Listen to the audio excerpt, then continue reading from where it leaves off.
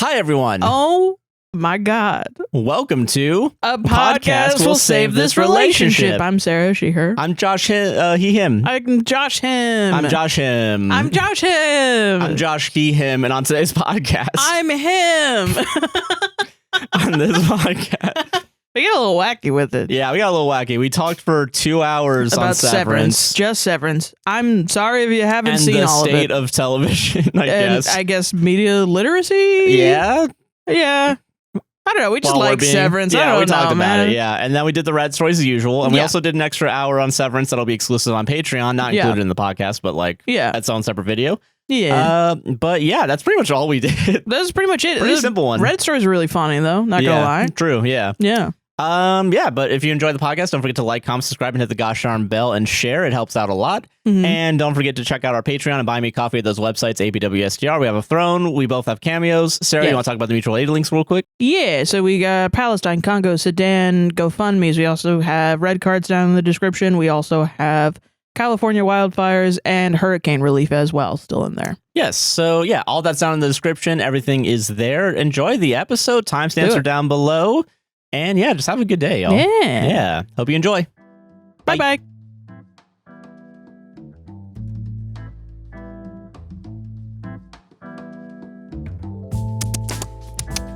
Dude, me after watching Severance. Yeah, right? A tasty show, yeah. Mom. Yeah, yes, good.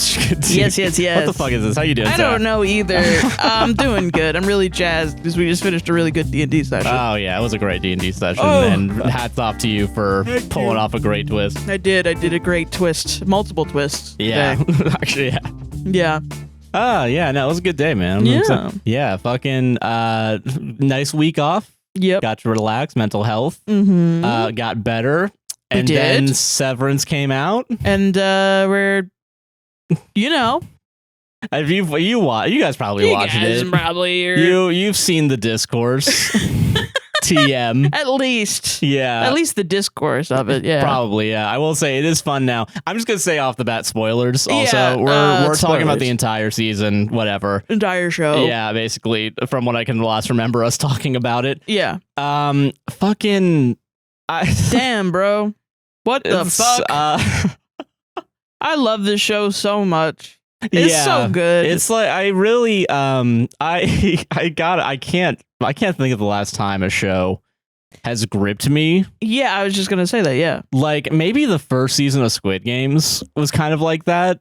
Yeah, but I will say the second season, like something that sucks about I want to give I think I've already given Severance kudos for this, where it's like they release it weekly. Yeah. And I think that's such a better model. It was the model everyone did before, but I think it's like it gives you time to think about the episodes as they come out. People don't review bomb the show. Yeah. The only problem is when a show is really good, people are gonna judge it. Then people are gonna be like, "Fucking no, I want it more. now." Or also they're gonna be like, "This episode sucked, so this season sucks." Before the season's fucking over. Yeah. Which is crazy to me. I will say, I think that happened. But it's not the show's fault. That's media literacy fault. And like anti-intellectualism. Which and, we will get into, don't worry. Yes. I before I guess we recap what happened, I can't. We tried talking about this yesterday, but I was sad because of the finale. Like, and the premise of the show also is just sad. Like, I think it gets to you. Personally, yeah, where it's I think the writer is writing from a point of view of Mark, kind of. Yeah. Which, I mean, I think it's ironic because I've seen a lot of people say that Helly is the protagonist of the show. I think most of the innies and most of the characters, I don't think there's like a protagonist.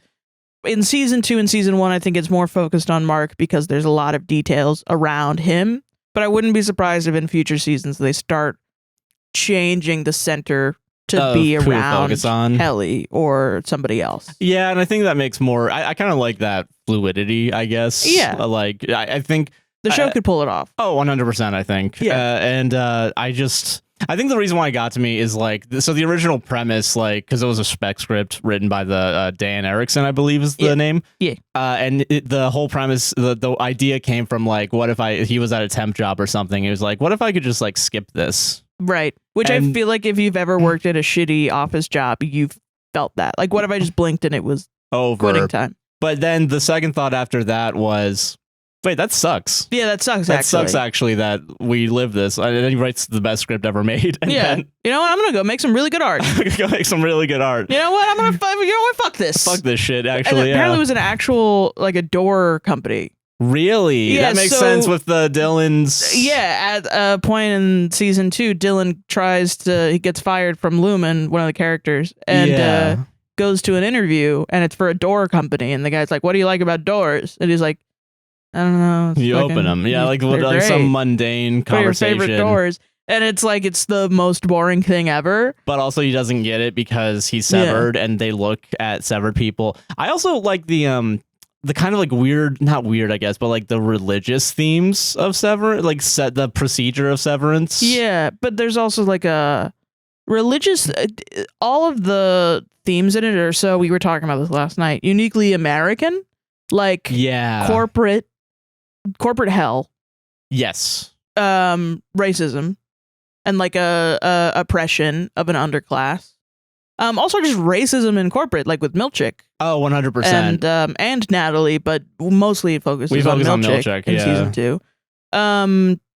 Yeah, and just kind of like struggles in corporate and a religious theme as well as like just the feeling of you have to push down your feelings to go to work. Yeah. Like, and I think that's the one thing that I wish people would talk about more. It's the one thing that I care about the most with this show is people are more focusing about the characters because the characters are so well written and they drive the plot. Yeah. Which, yeah. I don't blame them. I don't blame you. Yeah. But I do wish that we all talked about Lumen, the company, creating these situations, these horrible ethical, moral dilemmas that now the characters have to deal with, that now we as an audience have to deal with. Like, really, Lumen is the one that put everybody in this situation. Yeah, and like, what are the actual effects of Severance on a person? Which the show being so supremely clear about that, I think is what brings it above other shows like this, like Lost. Like, people are comparing this with Lost, and I gotta be honest, I get it. I think if you were a fan of Lost, you're gonna see some parallels for sure. Oh yeah. And I think you might feel like, ooh. I will say the way that you described it to me yesterday was like the visuals kind of parallel Lost, or like it kind of comes across like Lost. An aesthetic of like a science fiction show where you want to know what's in the hatch, you want to know what's underground, you want to know what's happening.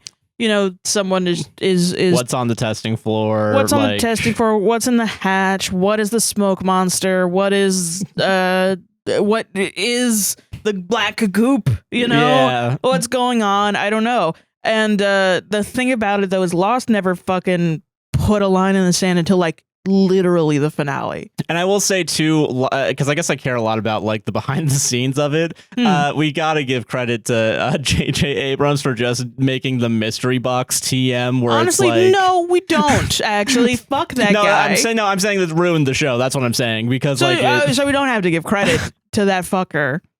We can blame J.J. Abrams for it with his mystery box technique where it's like, well, what's in the box? Well, you don't really want to know, but if you get rid of it, you got to replace it with a bigger... No, the thing is, we do want to know, J.J. Abrams. That's the fucking problem, is you never actually planned out what was in the fucking box. Replace the mystery box with a bigger mystery box. Severance is like, here's a million mystery boxes, and here's some answers. Yeah. And that's great. I think that's what the show should fucking be. Yeah. Is that... and that's what I love about Severance is it takes a goddamn fucking stand, puts its fucking nuts on the table and says, yeah, I care about the science fiction stuff, but I also mostly care about the character driven stuff, which is what Lost should have done and said, if you're the type of fan that cares about why there are polar bears on the island, get the fuck out of here. Yeah. Get the fuck out of here. We're going to learn in like season 6, but like, I don't care. You should care about Sawyer. You should care about fucking whatever that guy is. John, Jake, Jingleheimer, Schmidt, fucking Kate. You should care about the son. You should care about the other guy. You should care about fucking Michael or whatever, and Walt and Bob and fucking, Sam and whatever names also exist. I don't remember all those motherfuckers' names. And Hurley. Yeah, you should care about Saeed. You should care about all those fucking people, but you don't. You just care about the polar bears and the smoke monster and the thing. It's crazy. You only care about the mystery box, but that's not what the show is about. The show is supposed to be a character drama. Yeah.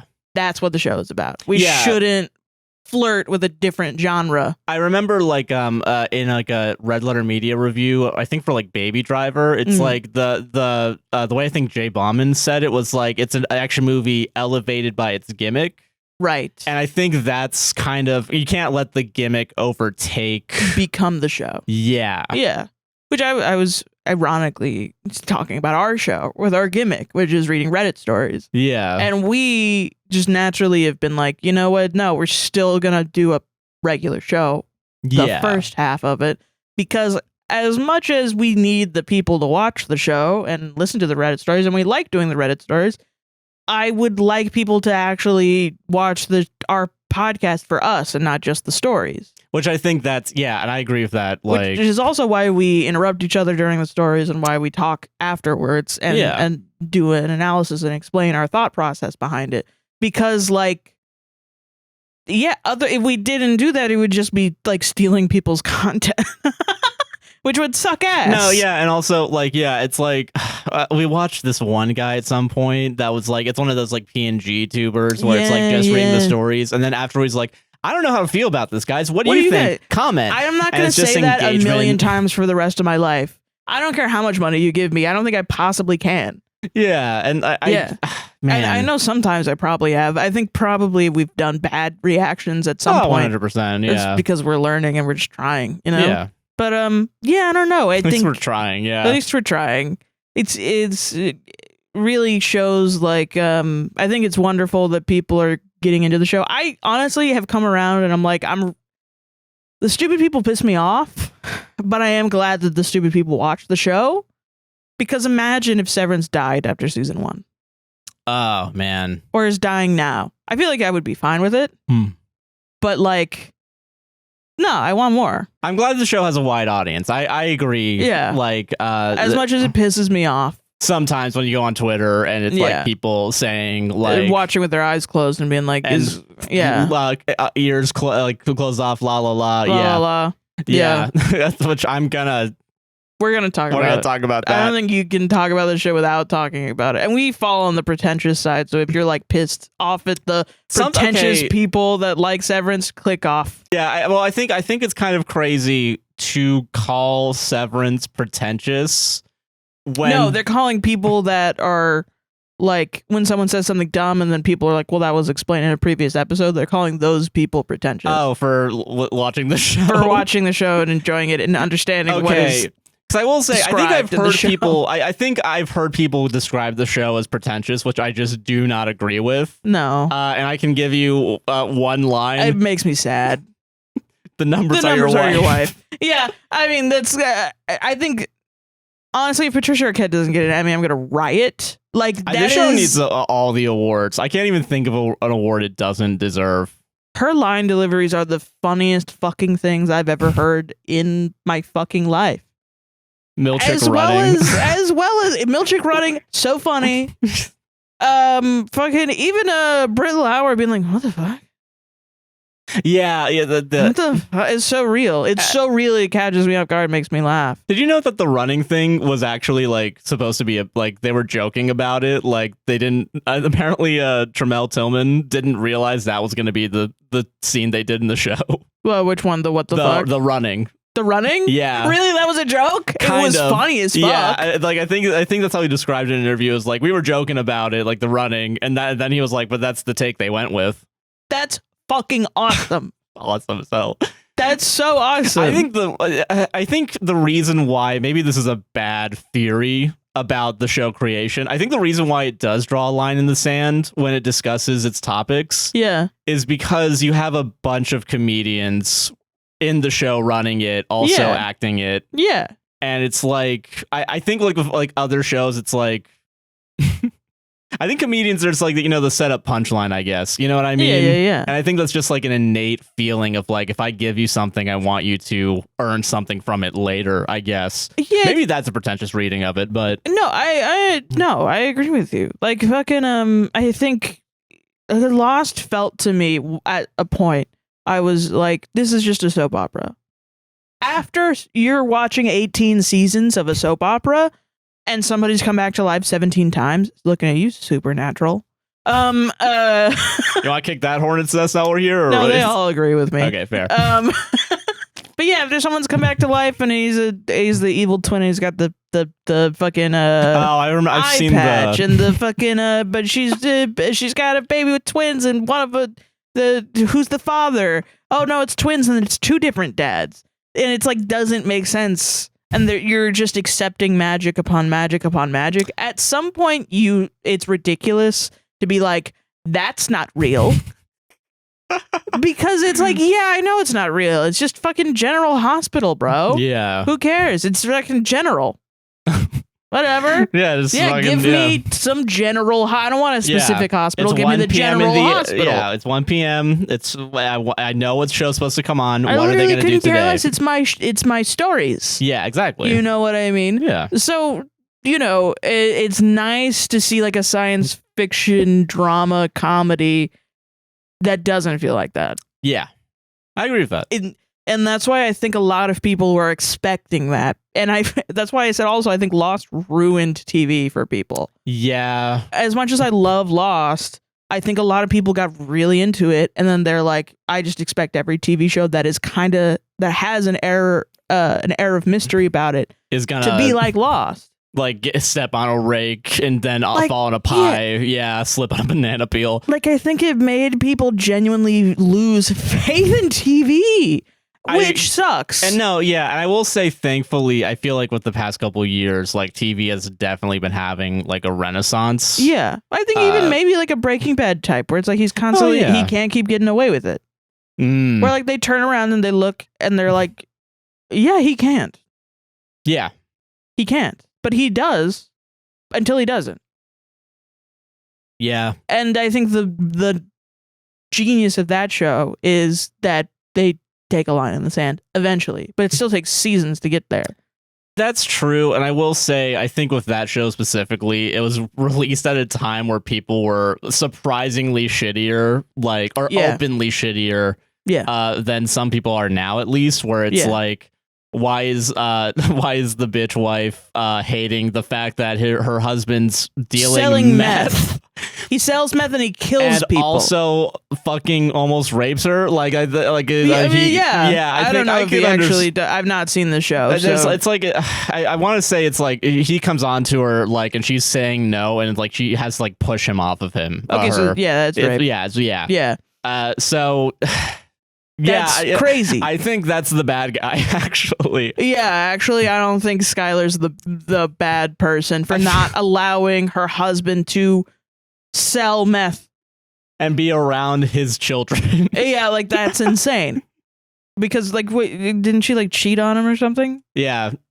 Whoa. It's bad to cheat, guys. It's worse to fucking sell meth. I didn't think we had to talk about this. That's crazy.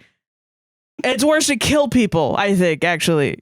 There's very few times that I'm like, I don't know, stealing versus loitering. I guess stealing is worse. It's like, why? I don't really care about. That's why I'm not a lawyer. That's why I'm not a fucking judge. I couldn't. You can't ask me to care about that shit. Which is what makes me a shitty Reddit reactor, because I really should have a lot of opinions about stuff, but it's very specific. Yeah. Like you care about manners.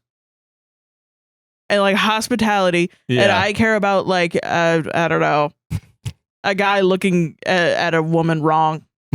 I'm like, fuck you deserve to be in jail. Stealing or loitering, I don't give a fuck. Yeah, I don't give a shit about stealing, and that's weird. You're right. It's weird that I don't care. It is weird. I don't know why I don't care. It's just who I am. I couldn't care less. And there's a lot of things that I'm very loosey goosey about. That I think the audience is sometimes very upset with me about for not being more like he should go to jail and punitive, and I just don't care a lot of times. But meth is where you start drawing a line in the sand. Yeah, I think selling meth to kids and ruining their lives and stuff. Yeah. And murdering people is also pretty bad. I'll people, admit. And also letting people just die in front of him because it'll benefit him. I don't think it's great. I think it's pretty bad. Yeah. Yeah. I that feels natural to me to not like that. Yeah. I don't know. Maybe it's not for other people, but who knows? Yeah. I don't know. But okay, sorry. Anyway. Yeah, Severance. Yeah, Severance. Yeah, no, and I think Severance very early on is like, no, this is what the show is about. We have it planned out. Yeah, and I think it's hard to trust a show like that. Oh yeah. And I don't blame anyone for not trusting it. But it's like people want, like, I think they were expecting a soap opera. But no, it's a very like, oh, they had sex. Helly's gonna be pregnant.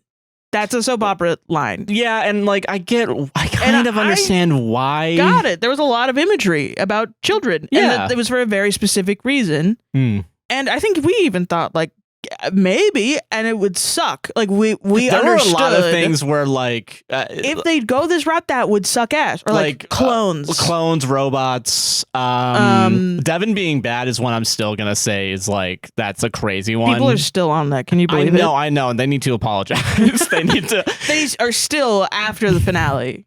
Like still think there's like a bigger conspiracy that her and Rickon are evil at working with Lumen. I don't. They told you, guys. They told you on the show that like Lumen's trying to get him to write a book, and Devin literally looked at Natalie and was like, "How about you go fuck yourself?" And also, like to Devin was like, "I can't fucking believe you." Okay, guys, you gotta remember, characters don't know that you're watching, so they're not trying to like they're lie not trying to you. manipulate you. Yeah. They're explaining how they actually if there's feel. Other people in the scene, maybe they're trying to manipulate them, but you're not in the show. Yeah. And scares me that we do have to say that. It is true. Do you remember the SNL digital short where it's my grandsons in movies?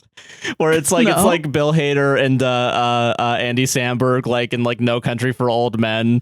And like there's a phone, like another movie has a phone ring, and they pop up, and it's like, "That's not your phone, Grandpa. That's no, Grandpa. Dude, no, yeah, that's not yours." I didn't know. I didn't know that. We have to watch that afterwards. That sounds really fucking funny. Yeah. Oh man, no, it scares me on like an intellectual media literacy level because I'm one of those people. It also scared me that I saw people saying that the people that care about media literacy are pretentious, when in reality they're just watching the show. Yeah, I care if you can read. And that's pretentious? I think you should learn how to read, and you should be able to I'm not mad at you for not reading. Yeah. Honey, I'm not even mad at you for not understanding what's going on. I'm frustrated that society's let you down. Yeah. To a point where you have seen someone can stare at you at a screen and say, "The sky is blue," and you're like, "Okay, but is it? Is it though? What if they're fucking lying to me? What if you're evil because you have an Android? What if you use an Android instead of an iPhone? Ooh. And this is Apple TV Plus." Yeah, that's still one of the dumber ones I can remember. That makes me sad, and I don't want to dunk on these people too much. No, yeah, because like at least they're trying. Yeah, I can understand that. It just there's the wave of people that were like, Severance is too smart for me. I can't watch the show because I feel dumb. Made me feel sad, which is why we talk about TV and movies a lot and explain like how you look at theming and stuff, is because I want more people to have a passion, like look at their art critically. Yeah. And we're constantly watching shit all the time. Yeah. If you start picking up this stuff and then you see like a Publix ad that has Bittersweet Symphony in the background where a woman is running through a thing and she sees her young self picking up like running through the vegetables and getting ice cream, and she's getting ice cream and it feels cold because you're in the freezer aisle, and then she like you can understand what Publix is trying to sell you. Yeah. And it's like, that's just an overpriced fucking store that's trying to sell you an experience that all other grocery stores have. Yeah. Just it's cleaner than Walmart? Sometimes. People still fall. They still don't Sometimes mop. They still leave the carts in the middle of the thing and you can't get to the thing you want. Yeah. Yeah, I don't know. Just because that's dumb, right? Yeah. And you're able to then think critically, which is why you watch movies like this. Yeah. You try to think about it. And you try to get the the moral behind the shit. Yeah. You know, and I think that's good. I think you should do that. And I like that people are trying. I think that's really good. Every day I'm shocked by how far we've strayed from God's light. And by God's light, I mean reading a book. Reading one book. Like Goodnight Moon. Why does he say Rosebud in the beginning? I don't get it. I don't know. I stopped watching halfway through because like you want to be president or something. That was weird. I don't know. It was dumb. I think honestly you should skip like the first half.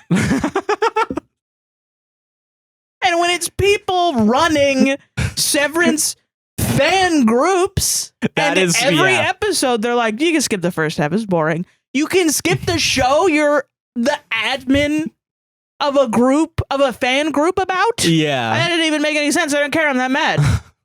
Tell people to watch the fucking show. That's like your whole fucking point is like a mega fan or whatever. Yeah. If you're telling people, nah, it's boring. It's fucking boring. And you're telling people don't watch the show, that's when I get pissed. Yeah. You're robbing people of an experience by misrepresenting what the show is. And that's when I'm mad. I'm not mad at people saying stupid shit. Honestly, I'm very delighted at people saying stupid shit. Yeah. Because I like making fun of you because I'm an asshole. Yeah, that's the thing. Yeah. But when people are saying, I don't get that. That didn't make any sense. The writers did a bad job. That's when I'm because like, you don't understand something? That's where I draw the line too. Yeah. You're misrepresenting the show. Yeah. And the show is so good, I'm going to take up the mantle of a TV show that isn't a human being, but that a lot of people worked really hard on and cared very much about. Oh, yeah, for sure. Yeah. I think it's, and I think it's like, there's so many, like, and I'm not saying this is exempt from it, but like, there's so many TV shows for so long were just like production lines, right? Like, it's like, okay, we have the, like, even shows that I like Community to an extent is like, okay, we need to make sure, like, okay, we got to spend the money here, so we can't do it here. Yeah. And I just feel like a show willing to like, I mean, just the non-CGI shot, I still think about. Yeah, you're that so was right.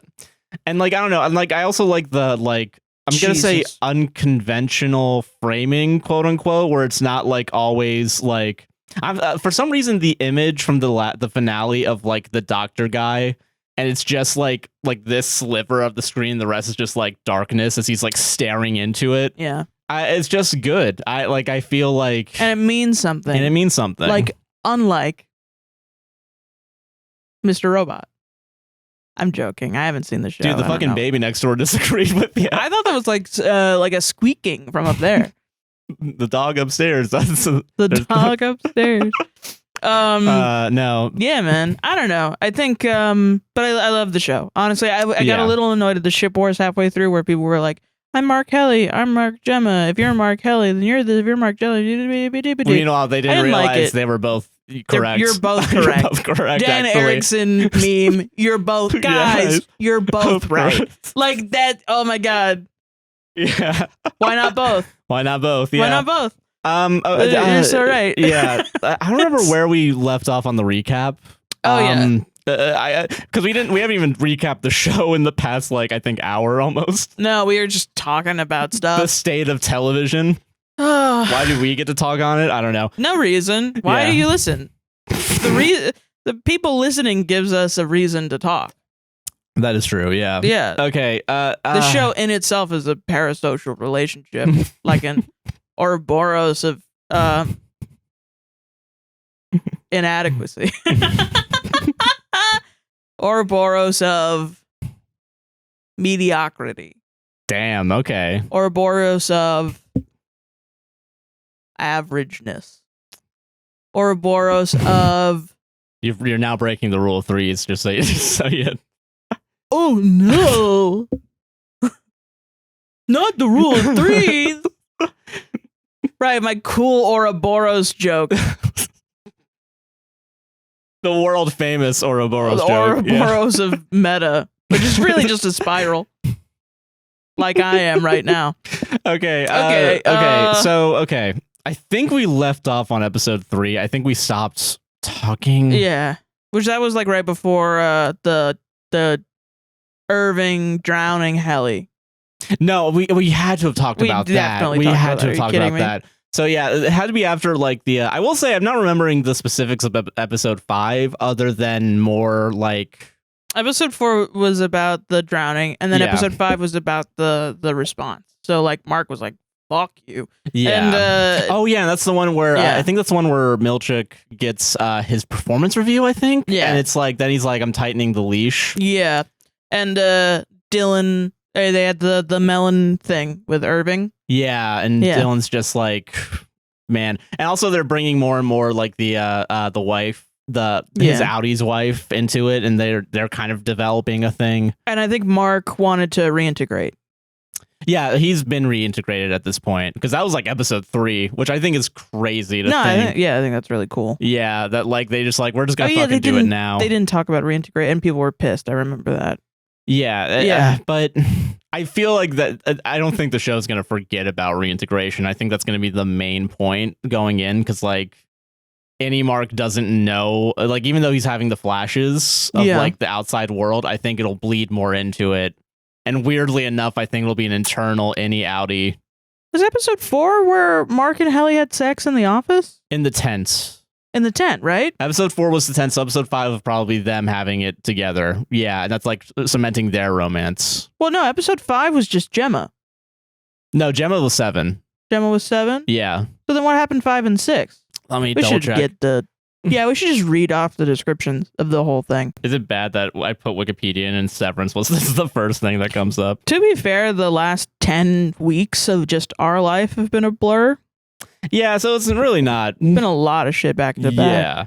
Okay, so yeah, Will's Hollow, Trojan's Horse was episode 5. Trojan's And then because that was the horse. last time we brought, because that's when what is it? You see Rickon writing the book and it's like just awful shit, and like yeah, it's the complete opposite ideological point of view than the original. I will say too, I really there's some people that also think that like they allowed the this is a nitpick Okay. of people nitpicking the show. Okay.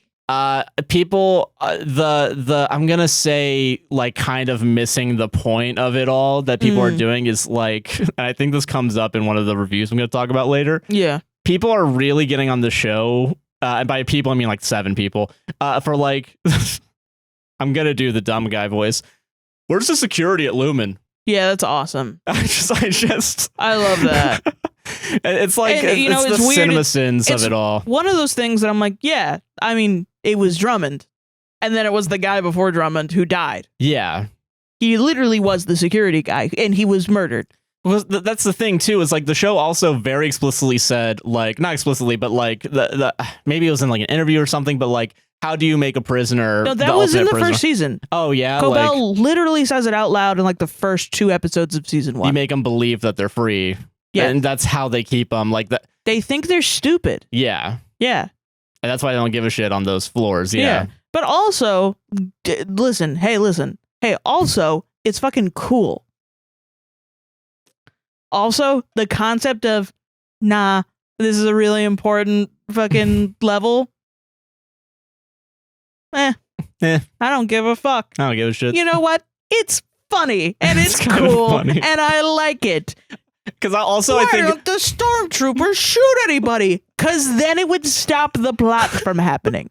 your Because then characters would Luke, die. you want Luke to get shot in the face within the first 5 to 10 minutes Just a of Star big Wars? fucking like hole in the It's- middle of your you head. read a whole essay and you want to read the rest of the essay immediately after 5-10 minutes. Luke's like, Leia, come on. Wah, wah, wah, wah, wah. Hitler won. That's what you want. You want Hitler to win. You want Space Hitler to win. Yeah. You like, it's fun, dude. Just have fun and have whimsy in your life. Yeah. Just It's please. just about playing the fucking space. Holy shit! Yeah. Everyone needs to take a fucking improv class. Yeah. I don't understand why. Because it wouldn't work. Because it would be a no but. You need to say yes and. Yeah. You need to say yes to things in your life. Isn't Gemma just gonna get caught again? Probably. Who gives a fuck? Who gives a fuck? Oh, you know, she's gonna be tortured again? Okay. Then we'll do it again. Bro, We gotta you go are not a back-to-back sports TV watcher. I have watched. Everybody should be forced to watch British dramas. if you have seen a British drama, you know nobody's fucking safe. Yeah. I have watched playful comedies where the protagonist fucking dies at the end of the first season because the guy didn't want to do the show anymore. Yeah. Weirdly, get used to it. I don't know, man. It's a TV show. It's not a movie. Yeah. It's gonna keep on going. There's no rules. You're making That's what makes it better than movies. Anything can fucking happen. You're not a real TV watcher like I am. Yeah. Sarah O'Hearn, the queen of television. Watching. The queen of television watching. Sorry. No, it's okay. Yeah. Yeah. Okay. So yeah, seven's the Gemma episode. I'm just gonna get this all here. 8's the Cabal episode. The Cabal episode. Ooh. Cabal. 9 was the one where it's they're meeting to figure out if they actually want to work with Cobell, and also Dylan wanting to quit. Yes. Which episode? That means episode 5 is the one where they're definitely like. Oh, 6 is Attila, where they're also talking about the export halls. Like they finally like. Right, and Bert and Irving have dinner. Yes, that should be the one. Yeah, Attila, because that's what they talk about that, and they also bring up the idea of like severance as like the two souls. Yeah, the concept, the theological concepts. Yeah. What was episode 4 then? Episode 4 was the trip. Okay, and 5? 5 is Trojan's horse. What happened in there? Yeah, it was the Rickon one where like what is it? They have the funeral for Irving, which Miss Huang is against also. Right. And what is it? I believe they have the performance review. Right, yeah. Yeah. And also this is when we realized that Bert's been following Irving since that night. Yeah. Wow. Yeah, and the performance review, so Milchick is tightening the leash. Quote unquote. Oh, and that's when he gets real in Mark's face and it's like, you fucked her. Yeah. At the Ortbo. People also, and it's such a simple shot too, but like people really brought up the like he literally crosses the line when he goes. It's just good. It's just good television. It's good shit. And that's good characterization of Milchick. Really, oh god. Yeah. Tramell Tillman is so fucking good. He's fucking good. Fantastic. Yeah, and I think because in the next episode, the Attila one's the one where it's the be rid of your childish rid yourself of childish folly. Yeah, and I think that scene happens because apparently in that one is the one where he like actually addresses quote unquote the performance reviews. Well, because I think in the performance review they say like it depends on how much punishment you need to go through, essentially. They say it in the performance review, and then he's like, so we'll have you order lunch, and he's like, well, hopefully I won't have to order lunch, and then they're like, here's the menu for lunch. Yeah. And it's like, you're going to have to. And so I wonder that was like Lumen, like the break room, like Lumen, like forcing him to, you have to, we're going to watch you do this. Yeah. If you want to keep being a part of the company, you have to do this. Like essentially Miss Huang ratting out Milchick about the paperclip and the big words. Yeah. Because she doesn't think he's doing a good job managing. Because he's not trying to be like Cobell. And he's being kind of nice. To try and convince the innies to just work through like positive reinforcement. Which I do find interesting. I don't know if I've said this about Severance yet, but I took a business class like years ago, or maybe 2 years ago. I don't know. Yeah. And in it, they described like different management styles, and there's like management A, management B, and it's essentially like the concept, the philosophy that there's different management types, and it's based on how you view working, whether or not workers actually want to do work. So there's one management type that's more authoritative that automatically assumes in every instance that people will do anything to get out of work. And that's, you lead to a more authoritative and more like forcing people. Yeah. So like say you really want to do work, but you have something, your parent died or something, someone in your family died and you can't focus. And you go to your boss and you're like, hey, listen, my grandma died. You're trying to get Sunday off. That's crazy. Yeah, everybody's grandma dies. Sure, bud. Yeah, okay, for sure. Give me the death certificate or whatever. Maybe I'll give you bereavement. That kind of shit. Or there's someone there's the management type that's like, everyone truly wants to work. It's just there are like people need to work to feel whole, and what you need to do is support them. Yeah. Which I've also had managers like this that it can get toxic because they're like, what can I do to support you in your work? But it can like cross boundaries and be like, yeah, for sure. what do you need? And I need to, start infiltrate on your like space. Yeah. And really, that management B type has been found to produce better workers. Amazingly. But yeah, that's what they said was when they took like studies of different management types, the people worked harder when they had a management type that supported them in like instances like, I'm tired, I'm sick, I'm this, I'm that. The reasons why if the manager assumed that the workers wanted to work, they just couldn't because of some external factor, then they were more likely to come back to work and work hard because they wanted to. Yeah. Which I will say that does come up in the second to last episode when Milchick calls Mark because there's a great confrontation scene between Drummond and Milchick where like Drummond being the fucking asshole he is. Yeah, there's like authoritative, like force him to work. Yeah, and then Milchick kind of fights back and is like, eat fucking shit. Yeah. I manage the severed floor. Yeah. You fucking bring them in then. That's not my problem. That's not what Mark does outside of work is not, which is ironically stronger than Cobell when in season 1, where she was the manager of the severed floor.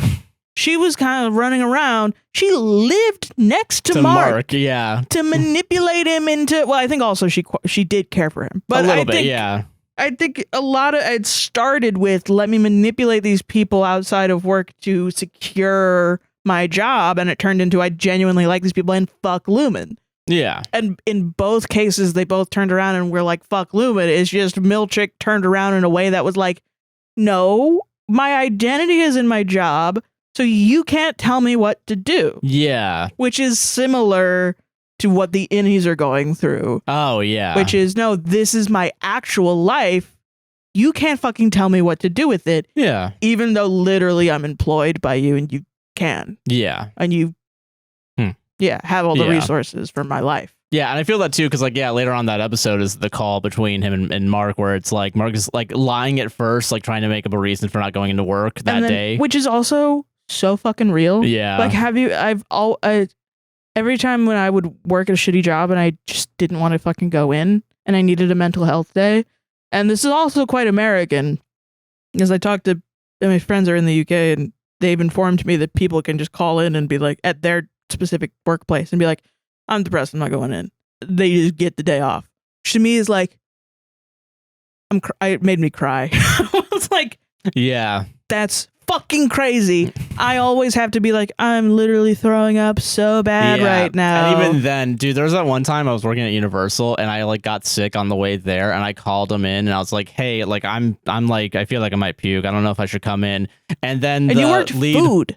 Yeah, food and service. Yeah. And the team lead at the time was like, I mean, if you don't come in, you're gonna get 2 points. I knew a guy who had to take care of his sick mom who was in the hospital and he had 8 points out of 9 points. And he called in and was like, my mother's in the hospital. I don't want to leave her there because she might die. Yeah. And our manager was like, I mean, if you want to get fired, okay. Yeah. And it's like, go fuck yourself.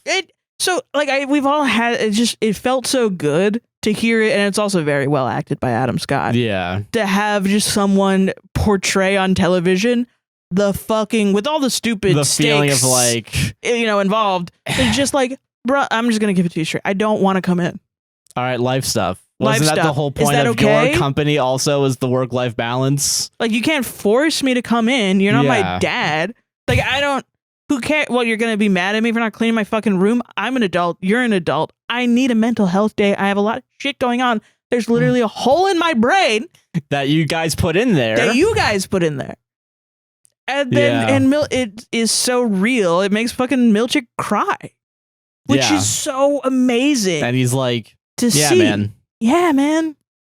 Fucking yeah. Me Take too. The day off. Take the day off. As long as you're going to come in tomorrow, right? It's so fucking relatable. Yeah.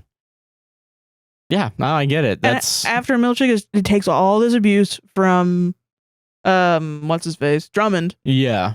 Takes all this abuse from Drummond. He just like you could tell he's like, please, please come in. I got a marching band for you. We're practicing every day with the marching. Dude, there's a big painting with you. Come on. Do it. We got a whole painting. Like, oh my god. Jesus, man. Ugh. It's just so good. It's great, yeah. I know we're jumping around a little bit, but like the Attila episode's really good too, because like what is it between Bert and what is it, Irv? Because also you realize that Bert is kind of in with Lumen also, yeah, which is like such a. And then the next episode or like 2 episodes later, when they're finally back to talking about everybody. Yeah. Okay, let's talk about. Can we talk about 7 and 8 real quick? Which is 7's the Gemma episode, 8 is the Cobell episode. Yes. I said it. I said Cobell is going to get her own episode, or I want Cobell to. I didn't think it. I said I want there to be a just Cobell episode, and I said it jokingly, and then there was just a Cobell episode. It makes sense because where the fuck was she? She's a pivotal character, bro. A very pivotal character, and I think, believe it or not, I think people are kind of wild for saying that episode was nothing. You're a misogynist. Sorry, I go back to the well, but you're a misogynist. I don't give a fuck. And like I no, I don't get it because like sorry, this isn't Firefly, and you don't get to watch Brendan Fraser looking ass, whatever his fucking name is, running around. Nathan Fillion. Yeah, Nathan Fillion. Yeah. I always thought he looked like Brendan Fraser. Just square head, brown hair, beard. Fair, I get it. Yeah, but like sorry, bro, I don't give a fuck. I think it's women. Ho, the show is about bodily autonomy. You think they're not gonna like make a big deal out of the women? That's a whole big thing. That one also does set up like the more obvious cultishness of Lumen, which has been there forever, but like seeing it happen between like family members is, I think, one of the things that really cements. Yeah, and the like, theological issues. Yeah, and like I think it's good too because like the Gem episode's like amazing. And I think this episode's also amazing as well in its own way, especially with what we learned that Cobell's the person that actually made the severance procedure. And people were still like, nah, I don't believe it. Especially after hearing that the fucking like the Lumen came in, destroyed this town, and she was a child worker, which is what Miss Huang was the whole time. A child worker, but she was working either minds. This is why it blows my mind that people are like, what was the whole point of Miss Huang? She's a child working. Like, that's bad. It's bad. She gets shipped off to some fucking country. You said it what it was yesterday. Somebody said, I don't remember the name of the town that she gets shipped off to, but somebody said that the town that she gets shipped off to has like everyone needs like a walkie-talkies or something for like 911 or like because it's so easy to just die by yourself in the cold because it's like somewhere in fucking Russia and like the Baltic areas. Or Arctic areas, and it's just like, what the fuck? Yeah. They're going to send a small child without her parents. Without her parents. Her bed is going to be moved to the location in this area. That sucks ass. Yeah. And there's so many, like, I love that the show doesn't guide your hand about it, and you have to tie the shit together. That's what makes the show, it's like the gift that keeps on giving. You realize later, like, oh, fuck. Yeah. That's what happened. They think about it for a little bit more, and it's like, oh. Like, there are real theories to dig into, rather than to just say, people are, oh, my theory is that the writers forgot, and the show is bad. What little faith you have in humanity. Really fun. Cool and fun theory that we can all play around with. No. My fucking theory is that the writers actually took it into account. Yeah. Because I have hope in my heart. I don't know. I like it when people make art and they care about it and they think about it. God damn it. Yeah. Yeah. No, I thought that was really fucking cool. And the Wintertide Fellowship, we find out that Cobell made the severance procedure, but Jaime Egan took it. Yeah, and from her and credited it to himself. Yeah. And like, what the fuck is it? The reason why she made the severance procedure is because as a child working the ether mines. Yeah. And like, I think she says like she was like stirring it like 10 hours a day, something like. Yeah. Some like with the guy from her town. Yeah. And like the guy, I also like that, like, I enjoy this episode too because of how much sympathy you get to have for Cobell. Yeah. And also see more of the transition that she's having of like, fuck Lumen. Yeah, at least fuck the Egans. At least. Like maybe, like I can maybe give some credence. People be like, I wonder if she's gonna try and steal back the company because the one procedure she made is the because she made it. She probably thinks that severing, because she's still caring about like reintegration and like other stuff. I want to go into in future seasons why Cobell hasn't severed herself. Like, is she scared of it? Maybe. That's an interesting thing. Like, I think that's really interesting. You invent it, but like, because it's so obvious. People are obviously making parallels from Cobell's mom was dying of like a lung cancer or something to do with the ether factory that Cobell was forced to work in. Her mom was an anti-Lumen person, but her mom's sister, who kind of raised severely Lumen focused, is part of the cultishness of Lumen. Yeah, and there's like kind of a question about whether or not her mom's sister pulled the plug prematurely on her mother without Cobell being there. And Cobell's, it's kind of like a death cult where Cobell's aunt is like, she's with Kier now, so everything's fine. And it's like, and if you don't believe in that, then no, actually, you just killed your own sister, my mother, for no reason. Yeah, and I will say I really enjoyed that specifically because in the first season, you kind of get hints with Cobell that like this cult is more like, even though the innies are trying to treat Kier like God, it's not super obvious that the outside world also has that.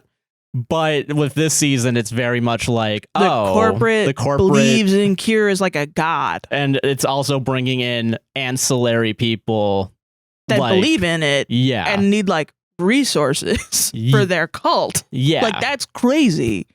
I really want to watch Yellow Jackets too, because like I've seen reviews of Yellow Jackets where it's like, they're the girls in the forest. And then season 2, and they're like, straight up in a cult that mimics an actual cult that exists. Oh, Jesus. And is like a purely one-to-one criticism of a real cult that some people were like, I'm going to watch this show about cults. And then they got to the second season, they were like, oh, I was in that cult. Like, they realized that in their past, because they were in this very specific cult, they now have like they care about like cult mentality and stuff, and they look into it and they're fascinated by it. So they started watching Yellow Jackets because it kind of had cult vibes, and it was specifically parroting or satirizing or talking about that cult that they were in. Jesus. Yeah. I don't know if it's Yellow. It might be a different show, but I know Yellow Jackets is about like a weird death cult in the woods. Yeah. And like softball or something. Who's going to the baseball game? Yeah. It's like a girls' softball team that gets like stuck on an island after a plane crash, I believe. Yeah, and like a cannibal thing. So it's, and then there's polar bears on the island. And there's the smoke monster. Sounds like a taxi because Kate's from New York and whatever. And people are saying I'm walking here. Yeah, I am walking. Hey, Kate, what are you doing? You're gonna blow up your stepdad's house? Spoiler alert. Are you a good person or a bad person? No one knows you. Morally gray. And then it's like, are you hey gonna guys, go for Sawyer I'm J.J. or Jack? Abrams. I don't know. Who knows? We're trying to figure out if Kate's good or bad. Go have sex with Sawyer in a big cage with 10 cameras pointed at them while Jack watches from afar with his head in his hands like, no, no, no, no, no, no, no, I'm in love with you. No, no, no, no, no. That show sucks ass. It's so good, but it sucks. You're watching and you're like, for real, man? We're doing this? Are you kidding me? And then Ben's like, we got to move the island. And you're like, what? And it ends. And then it ends the season. We got to move the island. And then luckily it starts up the next, and you're like, I'm going to fucking quit this season. Well, let me see what happens. And the next season, the first thing, Jack's like, what are you talking about? I'm like, thank you. All right, the show's also like, what the fuck? You want me back? And then they Ben's hired like, one new writer that was like, what are you fucking talking about? This is stupid. And then Ben like, actually moves the island, and the way that they move the island is with a fucking nautical thing. And you're like, okay, I don't know. It's like the new writer is smart enough to keep me hooked, but the old writers enough to make me pissed. Yeah, the old writers are still stuck in their ways. And then they're like, oh, look at this new guy. Oh, he's having nosebleeds. Now we're in the 70s, but only half of us are. Why? Doesn't make any fucking sense. Why?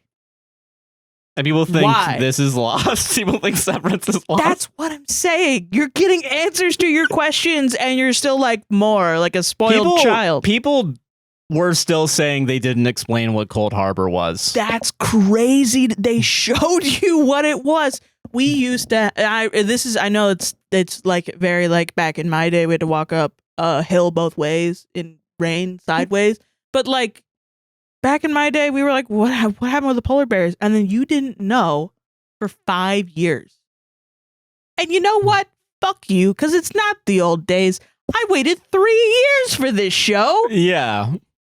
And at least they were kind enough to... You're mad that they didn't tell you what happened in the same season? That's the fucking point. And also, they did tell you what it was. They literally did. They literally did. They literally did. I had to wait 3 years on whether or not we were going to get Mark's wife out of there. And I just accepted maybe we're not going to. Yeah. We just accept maybe we're not, because it's a big ask. Kind of is. It is a big ask. And I knew I was asking for a lot, and they gave it to me. Very kindly. You found out 5 weeks ago, binge watched the whole thing, and then you're like, I don't get it. Why do I have to be nice to you? How many times did I have to say we're trying to complete Kier's goal of ending pain? Like, do you need them to look down the barrel and be like, hello, audience member. Hi, Granddad. First, middle, and last name. This is what the show is about. Are you happy now? No? I don't know, then fuck yourself. My name is Dan Erickson, the creator of Severance. And like the director's chair. Fuck, man. Wait a second. And I'm like, shit. Meanwhile, you watch the review, like not the reviews, but like the after the show where it's like inside the episode, and he's just like, yeah, so like we just wanted to do this. I don't know, because marching band seemed cool. Yeah, you know what, Dan? You're allowed to put a marching band in your show because it's fucking cool and weird. He's leaning in his chair with the most sly smile you've ever seen. Like, yeah, I just made the best shit in history. Dude, Adam Scott, though, like really trying to like pathologize the show. And then Dan Erickson just shows up and is like... Yeah, I don't know. Someone said marching band. We were like, fuck yeah, put that in. Yeah, that's fucking awesome. And you know what? It works. I can't believe it. I hope in like season 3, Dan Erickson is just like... He has just more money packed into like his like coat or whatever. He's like, yeah, I don't know, fucking Helly's preggers or whatever. I don't give a fucking shit. And he's got like $100 bills in his eye. And I'm busy, like, Ben. I'm busy. I'm busy. Sorry, I actually wasn't there in the writers' room this season because I just cashed in the check. I didn't realize I was working at that Tdor company. I didn't realize I run a fucking money printing machine. Holy shit, dude! I think that also happened in episode 4 when they were like, yeah, we were like, well, let's just go forward in time. Fucking why not? After we do the reintegration. Meanwhile, the fucking 17 showrunners of Lost are like, so we've done flashbacks. We've done flash forwards. What about flash sideways? And they have like the fucking Einstein hair, and then we all got in a big circle, and I just started going to town on my buddy on the right, and the guy to my left. We were all jerking off, and we were like, "What would happen to Kate in an alternate universe?" I don't know. Maybe she doesn't fucking kill her dad. But no, Severance is lost. To be fair, I will say as a child, I was like, she's a murderer. And as an adult, I'm like, yeah, kill your daddy. He's sexually abused you. Fuck him. Yeah. Fuck that. So just to play it straight, I probably wouldn't dislike Kate as much now that I'm not a fucking 12-year-old pick-me. Oh my god. Yeah, I don't fucking know. Sawyer is a fucking con artist or whatever, right? I don't care. I don't care. Bring John Locke back. Who gives a fuck? I know he killed himself or whatever. Now he's immortal, but he's not him, and worse, because all the light left his eyes. Let's just make him a really bad guy for no fucking... he's the one character that everyone fucking loves. Let's make you hate him. Fuck him. Let's make you hate him. And let's make you like Ben, the evilest, most sniveling guy that we literally compared to Hitler within the show. I'm not joking. They did that. They went back you're not joking. They went back to the 70s to kill baby Ben, and they compared it to killing Hitler as a baby, and they were like, I can't shoot a baby. And then they flash forward, and they were like, oh, maybe Ben's right. Maybe Hitler's right. And so the show was telling you. And people, their only critique nowadays are what happened to the polar bears when they literally told you. When they literally told you. They actually told you you're cool with the Hitler stuff. Like, we should have seen the fascism coming with Lost. They actually told you about the polar bears, and you didn't give a fuck. You didn't watch. My jaw's hurting. You pretended to tune in for the finale, and then you were like, I didn't say anything about the polar bears. Of course not, because they already fucking talked about it. Same shows. In fact, they probably wouldn't have even talked about it if people didn't bitch so fucking hard.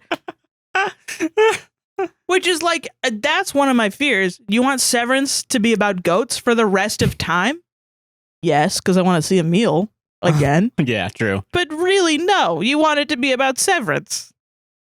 Let them make their art, okay? Let them fucking cook. Let them Holy goddamn shit. cook, man.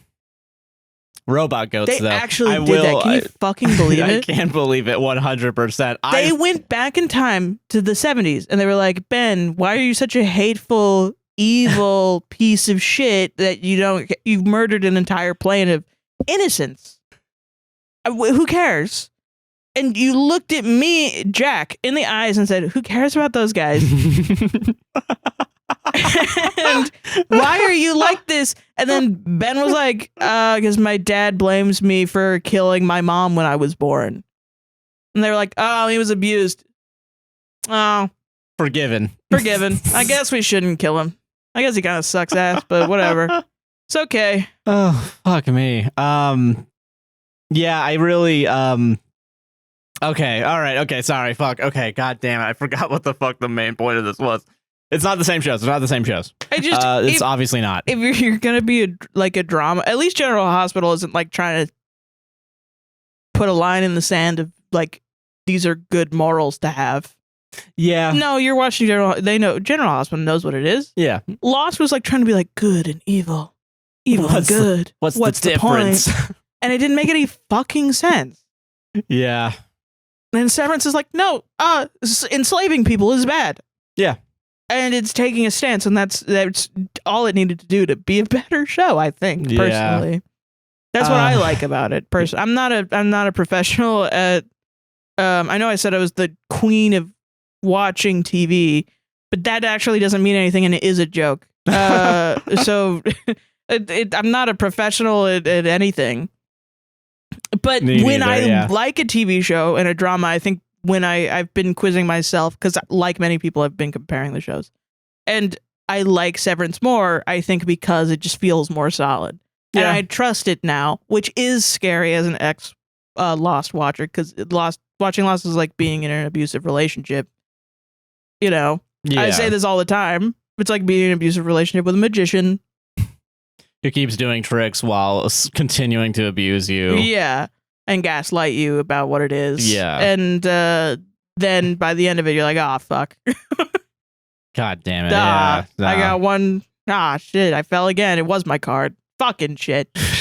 Jesus. God damn it. Severance, I believe that Severance will treat me right. Severance, I feel like multiple times too, and that's the thing that pisses me off, that people are reacting like Severance is Lost. Severance multiple times is like asking for your consent. Yeah. Hey, we're gonna tell you the numbers of your wife. Okay. We told you. Okay, we told you. All right. Good.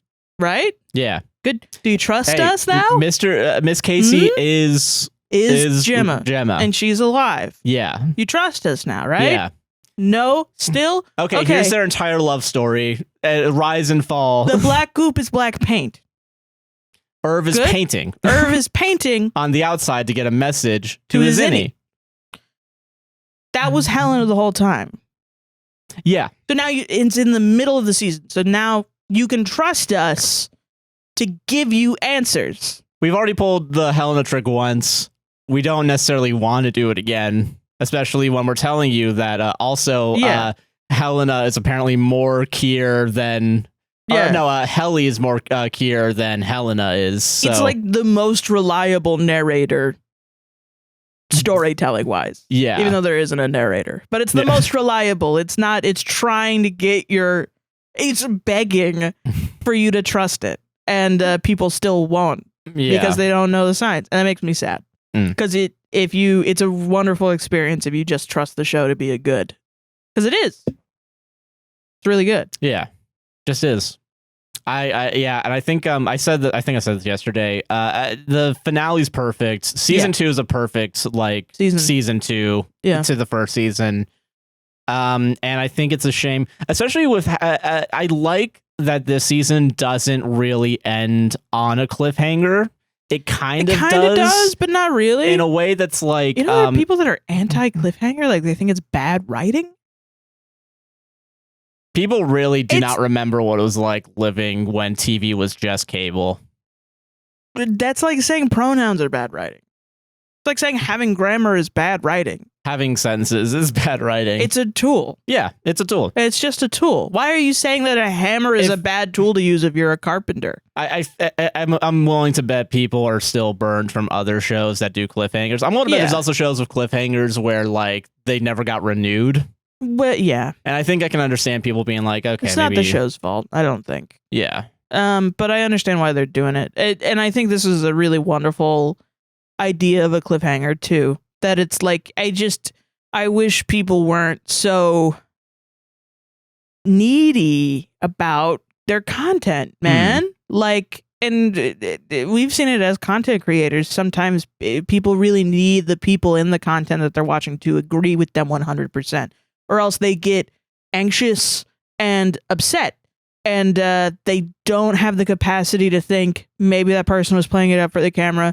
Maybe that person was just telling a joke or being facetious. And this goes past neurodivergency. I'm not even... if you're neurodivergent, I'm not talking about it. I'm talking about like people that are like, wait, I don't agree with this person. I don't agree with the show. That's my comfort character. And my comfort character is doing something that I don't like. And that makes me physically not okay. And I think it is like an illiteracy issue because you are not able to take yourself out of the show. And we joke about it, but it makes me scared for people because that can't be a fun experience. And that can't be, as content creators and creators that make something that is more interactive with the audience. Like, we make this show week to week. Yeah. We're able to respond. If we made a show 10 episodes 3 years ago and it's coming out now, there's no way to change anything. I would be shitting my fucking pants. Yeah, because it's set in stone. And I can't change anything. Nothing. Yeah. And people, and then the audience thinks that I'm making rewrites halfway through. No, I can't do that. That's another thing too. Yeah. So that's one of the things I think it's on one of the reviews. I don't know if I picked it. Someone said, like, it feels like halfway through they knew they were going to get renewed, so they started adding more shit to it. That's not how it works at all. That's not how it works at all, yeah. You can't review something. In fact, honestly, I want to bet they didn't know it was officially renewed until, like... I think they probably did a couple of days ago. Yeah, I think they did, yeah. Before, like, when they started teasing, like, the announcement, yeah, I think they knew it. I think once the finale came out and people were like, fuck yeah. Yeah. And Apple TV is like, all right. We'll keep going. Well, I think it happened before the finale because I know the talks probably end up being like a couple of days or something, but or it takes a bit. I can't imagine. I don't think it happened during filming. No, it didn't. But I think probably the week of the finale because the Lumen Industries Twitter tweeted out the number 3 literally like 40 minutes after the finale came out, I think, or something. But when it's physically possible to have finished it, yeah. Yeah, and then the next day, Ben Stiller was like, at Tim Cook, hey, can you fucking, hey, the fans want a Severance Season 3, what do you say? Tim Cook said, Season 3 is available on request. And they did a whole song and dance about it, which is great. Yeah. And they had a whole... little thing about public thing, yeah. And... So I don't think that's possibly how it happened.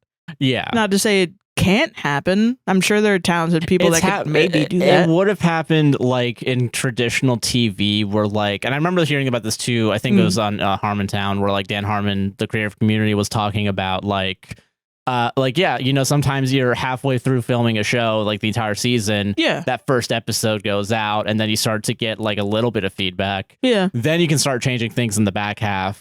Right. But also you have to be real careful about it, I assume, because like you can't just make a whole new show halfway through. No, and I'm not saying rewrites didn't happen. No, yeah. I mean, they did, literally. Yeah, they also, like, and I was worried about that, too. Yeah, because usually it means bad shit. Yeah, and it was also during the writer's strike as well, so they were unable to continue filming and stuff. Yeah. And yeah, there was a lot of, like, red flags that thankfully didn't really ruin the season, thankfully. Yeah. The finale, by the way, is beautiful. It's gorgeous visually. Like I love auditorily, it's amazing. Yeah, they put in Sirius by Alan Parsons Project. Yeah, famed for the George W. Bush holding a baseball meme. Was that not Jimmy Carter or was that George W. H. I thought Bush? it was George H.W. H.W. Yeah. Okay, things I liked real quick because the big twist at the end is that they're trying to. You're gonna look it up. Yeah, no, it's okay. The big what is it? They've made a plan to save Gemma, and the episode starts off with Innie and Outie Mark having a conversation. Right. I was right. Yeah. Fuck yeah. The episode starts out with Innie and Outie Mark having a conversation, which I think everyone's been kind of waiting to happen. Yeah, and it's such a it's really good. It's so good, and like having Adam Scott act both of them like at the same time is like beautiful. And like the choices of what we get to see, like Outie Mark manipulating very obviously Innie Mark. And Innie Mark being like, I don't fucking trust you, actually. Yeah, which felt very natural to me because it's like when you are born into an environment where everyone is manipulating you at every cost, or at least the people that you look up to are manipulating you at every moment. You become like a literal bullshit detector as soon as you start sticking up for yourself. And even they really accurately portrayed that, like, kind of going too hard on you're manipulating me? Fuck you. That kind of feeling, which is quite childish, but it is like, yeah, your emotional shit is being stunted because people are trying to pull one up on you and they're not allowing you to just be angry. Yeah. You know? And I think that dynamic is so specific and it's so fucking real and it's so well acted and written. Yeah. Oh my God, I got it. And I love the way it ends where it's just Innie Mark leaving the birthing cabin because they go to the birthing cabin where that in season 1 they had the wife of the senator who's pro severance. Yeah. She severed herself so she could have the baby without pain. Because that's what they're trying to do. Yeah. So like they go to the birthing cabin and then like he's like as he's leaving he's like, you better fucking tell Outie Mark that the next thing I see is the Severance hallway or he's never seeing his wife again. And the next thing that they see is the just Severance hallway. And dude, edge of my seat at this point when they show the Christ painting basically of Mark. That was crazy. We're not usually the types to be like to stop at like an insert shot or something where we're scanning the TV for clues, but that painting was so detailed. We were like with literally everything that you could like seeing like every single person that you've seen in the show painted there because they're all part of Mark's story to complete finish Cold Harbor. Yeah, which is like, why is it the whole question of season 2 is why is it such a big deal? What is it? What's going on? And did you know that Helena Egan and Helly are painted on there like 2 different people? Yeah, 3 different people. What? She's at the top. People think she's in the middle silhouette of the Egans at the top of the. No, yeah, I think that too. That too. She's on the right, I think twice, and then she's on the left once. As well with like her Outie and her Innie. Weird. And then also she's in the middle as an Egan, which I find interesting. And I think I wouldn't be mad at the theory that maybe Helena is severed. Yeah. I wouldn't be upset about that either. Yeah. Yeah. That makes like the egg scene, maybe she severed during. People were thinking maybe she was severed during that. I don't know about. I'm not sold on that yet. But I don't know either. But I like entertaining that theory. Yeah, I don't that's think that's a obviously wrong theory. I think, and I think I've said it before, I'll say it again, the piece of magic in this show that we all accept is the severance procedure. Yeah. Everything else plays out kind of like how it would in reality, in my eyes at least. Yeah. Like a shitty company doing shitty things to people. Yeah, I agree. And also the cultishness of a company. Yeah. Which I think Ben Stiller did say is akin to like an Apple. But also for some reason, Apple's never told him, like, giving him notes about the show. That's awesome. Yeah, so... and I think, so I wonder if that's probably why they use Android. Maybe, yeah. Because if they're all associated with this evil company, they don't want it to look too much like Apple. Yeah. Because their streaming service is Apple. Yeah, so they're trying to make it look like a different... No, it's Google, guys. Because that... Samsung. I mean, that makes the most sense of, like... Yeah, if you're on Disney Plus and you're writing a thing about a fucking... weirdo company that puts happiness above his toxic positivity, it's not gonna be the mascot isn't gonna be a mouse. It's gonna be a globe. It's gonna be a Shamu. Whatever. It's gonna be a big old water tower or whatever. Yeah. God. No. Yeah. 100%. So and he completes Cold Harbor, and there's just a statue of Kiri. Yeah. Okay. We want to talk about it. Yeah. Sorry. Okay. Sorry. Do you want to talk about my village idiot? Oh yeah, real quick. Yeah. Yeah. Sorry. Okay. Yeah. Okay. Not a village idiot. I mean, not smart. Not a theory or interpretation that's backed by the text. Yeah. So I went on Twitter and someone was like, "Man, this show is so crazy that everybody glossed over that Kier Egan's consciousness is just in a statue." And people were like, "What are you talking about?" Because in the scene that they're talking about, there's like a wax figure that out of the voice, I think it's just the board.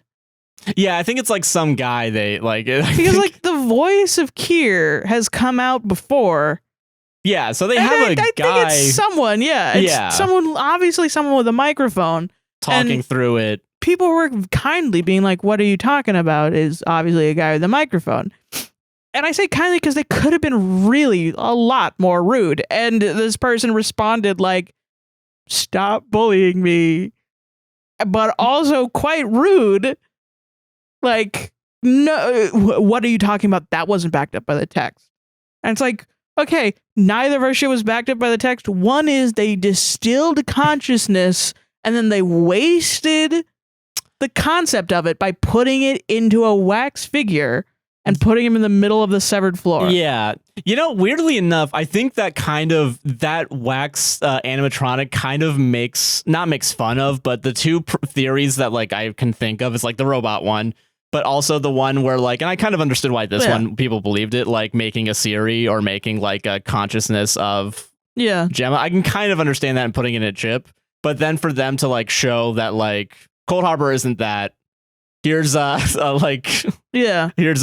where the robot technology actually is in this company. The company with those computers, by the way. Right. It's right. Right. Everything is not very high tech. It's old. Yeah, inside the company at least on the severed floor. The science of it is high tech. But it's not like we're on the Star Wars Enterprise and we're clicking on. No, it's not what it's like. It's like you have to flick a switch to turn on the monitor of your computer to program your own dead wife's emotions. Yes. That's the vibe that we're going with. If they could distill the consciousness of God and put him in a wax figurine. Hey, they wouldn't put him in a wax figurine. That shit melts. What? Like, you know what I mean? There's so many. It was just so funny. Yeah, I love people like that because it's funny. I like those better than the Mark is an abusive piece of shit because he's crying over his wife having a miscarriage. That's evil. Okay, that part. Yeah, that's evil. He's allowed to be upset. He's not being abusive to his wife by being upset. I think that's really makes me sad about your outlook on life. And I don't even like men. I like that one. But no, yeah. So okay, sorry. In the finale, like they have like the also Helly is like kind of almost self-sacrifices basically because they're talking about like hey, at least we had this time together because they know that like saving Miss Casey and Gemma. It's so because she had less time because of the selfishness of her outie. Yeah, which it's really but you know, like the switch between. And I think that really speaks to Mark and Helly's relationship because, like, in the beginning, people were like upset at Mark for not understanding that it was Helena and not Helly. But I think Mark is just in love and he wants his partner to be selfish with their love so that he can be with them. That's it. Yeah, you're a teenager and you're in love, and the partner that you're in love with, you got blinders on. And they want to have sex with you. Yeah. And you're like, hell yeah. I mean, that's literally it. That's backed up by Dan Erickson in the behind the scenes being like, so I think in season 1, they were more like kids. Season 2 is like they're more teenagers. Yeah, which makes sense. And I think that's why every decision made makes sense. Yeah. Not only that, too, I want to say before we continue that Dylan, like at some point wants to resign and like lights a letter. Because he has like a... Sorry, go ahead. Writes a letter. Sorry. It's okay. To his outie to quit, and then he gets we get the now famous Miltrick running scene where like Miltrick's like, I'm gonna leave you with this because this could potentially be embarrassing. Yeah, I think that's such a funny. That's so funny. It's funny that it's now that I know that's an inside joke, but it's also like. It really just came through that, like, damn, Miltrick is still beefing with Dylan. Yeah. Because he bit him that time. Yeah, and also... That's funny as hell. I will say, it makes sense also that he runs, too, because he has to go to the celebration of Mark doing it. And, like, he's taking off his tie doing the Superman thing, yeah. But it's just really good, man. But, like, so he get the Audie's like, I don't want you actually fired, because I'm now realizing... I want to be more like you. Yeah. Because you're a badass. Yeah, and it's like I really love that because it's the flip of what Dylan's continuously thought, where it's like, do you think on the outside I'm like a bodybuilder?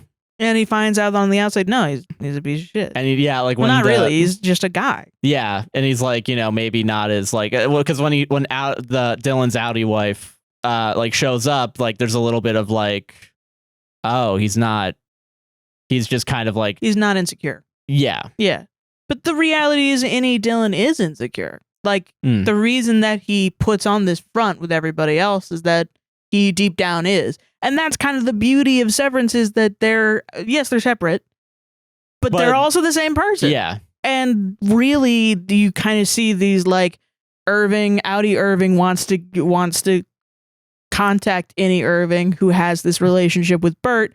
And then outie Irving meets with outie Bert, and they realize that they also have a connection, but they can't. Yeah.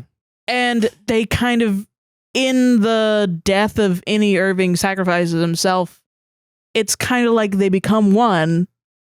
Yeah. Without reintegration because they kind of make peace within themselves. Yeah. And the reason that Innie Mark and outie Mark and Innie Helly and outie Helena are really in this kind of fantastical new relationship, and I think why I think their love is stronger than people are giving it credit for is because they both have real genuine struggles with themselves. Like outie Helena is kind of has grown up to be a very cruel person to get what she wants, where Innie Helly is very like, I believe in the good of shit and I want freedom. Yeah, and also Helen on the outside isn't really seen as a family member to the Egans, like her own family, and like even though she literally is. Yeah, and like and she's from the way that Jamie Egan talked about it seemed like Helena is an actual 100% Egan and not like a siring in the shadows or something. Yeah, and like, cause I think he also says like, I've had better sirens, like he tried to sire a better child in the shadows, but it never worked out. Yeah. but now he found out that the innie of his own child is actually better than his outie, the outie of his own child. Which I wonder, and I know that this is a really, we're not ready for this one here, but like, I wonder if it's like, he's like, damn, because it reminds me of my relationship with my mom, where sometimes she would look at me and be like, wow, you're like a good person. Because she had trauma and she would inflict their trauma on me. And then she was trying to form me into the person that she thought I needed to be to interact with the world. And when I just was like on my own and naturally reacting to people, I was like, kind of like, no, I want to help this person, you know? Or like, no, I believe in rights. And, you know, and they're like, oh, I'm going to try really hard. And then my mom would be like, wow. But it wasn't like, wow, my child, yay. It was like, huh, that's not me. And I'm jealous. And I wonder if that's like a moment from an abusive father of, I see something good in you, even though you're not a real person that I can abuse. Shit, man. Yeah. So it's like a weird empathetic. It's not fully empathetic. I still fuck Jamie Egan hours 100%, yeah. for the end till the end of time. Are you kidding me? Why did he want her to eat the eggs raw? I know why. I just like the meme. But no, it's just yeah. I felt very seen, but I don't know if I'm reading into it. Honestly. No, that's fair. Yeah. Yeah, and I think it's they complete the file and like also Dylan gets the letter and he's like actually realizing, oh, any me is better than outing me. And I want to be more like any me. Yeah, outie wants to be more like any. And then also, because I think this is like the revolt is what's about to happen where like, they're like, okay, we're going to use this celebration because Milchick just comes in. Yeah. They have like a little talk show routine where he also talks back to the fucking the animatronic because he's like, hey, you're like 5 inches taller than you actually were. Which is also kind of proof that it's not a consciousness, I think, because the guy goes off script. Yeah. That to me proves that it's someone like he's pre-recorded, like reading off of a post, like a cards, note card, what he's talking about, which also it denigrates Milchick with his verboseness, which sucks ass because this entire thing, he's been told be smaller, dull yourself, so that the people around you can understand you, the stupid people around you can understand you, and he's saying in their face, no, I'm not doing that. I love the monosymbolically, syllabically. I can't even say it. He's better than me. Whatever. I can't. Shut up. He's smarter than me. And he's saying to the face of their god, "Fuck you. You're short as hell." Yeah, this is not actually who you were. Which I wonder if it's kind of like, how Christians are nowadays. With it, I don't have a problem with Christians. I think it's becoming harder and harder. Okay. But there are Christians that believe in this like Christo-nationalism that believe that, Christ is king and everybody is going to fucking die if they don't believe in Christ. But Christ is actually not a very loving God. He's going to come back and take you all to hell if you're queer. If you're dang queer, DEI, woke, whatever. Yeah. Donald Trump is the son of God, and they're like, but what they're doing is essentially turning their backs on the actual text. Oh, yeah. But then also, as an atheist, the entirety of you have to agree with the entirety of the text. There's a lot of there in there that most Christians that are level-headed that I would agree with on a moral level. Oh, yeah, they don't believe you should be stoned to death for wearing mixed clothing, you know what I mean? Or eating oysters or shellfish or whatever. Yeah. But rightly. So it reminds me of that, where there are people that take religion in a healthy way and are just like, this gives me safety and community, and I like it. And I wonder if it kind of reveals, since Milchick knows that about Kier, that he was shorter in real life because he has given himself to the text of Kier. Yeah. He's like, you know what, I actually don't, like, you know, because what does that show you when somebody is taller than they normally would be? If nothing else, insecurity, I suppose. Like, he's tall as shit, man. He was fucking 8'7", and he towered over me, and he was so fucking cool. He was big and strong, and he could fix anything, and he could fly. And like, no, he couldn't. Yeah. I wonder if he's like, no, actually, Jesus was quite a humble carpenter. Yeah. That's an important part of it. I wonder if there's an aspect of that I want the show to look into, because I think that would be really cool world. Fair. Yeah, and then like so he brings in this marching band. Oh yeah, there's a whole marching band. This is really good. Yeah, and Hell uses it to distract him and like lock him basically inside the bathroom. And Milchick's trying to get really hard to like get out, but then Dylan comes in, saves the day, and puts a vending machine right in front of it. Yeah, and like Milchick's pretty much trapped there for the rest of the episode up until the end. Dude, it's so good. And then like Mark finds the hallway, the door to the hallway, and it's like Jesse climbs on the door. This is a comedy show, so the it's not a drama anymore. This is it's just all funny. Like, I'm just thinking about the tweet that was like, "What if to celebrate your employees, you got a marching band?" And they trapped you in the bathroom with a vending machine, and you got hit in the face with a trombone. Your walkie-talkie's in the toilet. And you find your walkie-talkie in the toilet. What if? And it's so funny. And also the fucking, what is it? Also Goat Lady shows up and like with Drummond, and Drummond's like in a room right next to the hallway where they're going to do a ritualistic sacrifice of the goat because it's going to be buried with Gemma. I assume Gemma. I'm assuming Gemma. Because they also kind of imply that Helly and Mark are going to die after this, too. Kind of, yeah. Like maybe not Helly, because she's an Egan, but like maybe Mark, Yeah. Which is crazy. But yeah, someone's going to die with the goat. But also the Goat Lady's like kind of hesitant because like Drummond like takes the thing out, and like also it's like a gumball machine, weirdly. I remember it being. I remember like, that, and like the bullet comes out, and like he hands the gun to her to be like, you killed the goat. It feels like a very like a sterile, like when you go to a doctor's office and they have this like sterile needles and they pull it out of like a little, like, you know, they have like a like a napkin dispenser or something, but it's sterile needles all individually wrapped, and then they pull it out, and then they go and they drop it in a thing. If that's what it feels like, it's a very like we've done this a lot.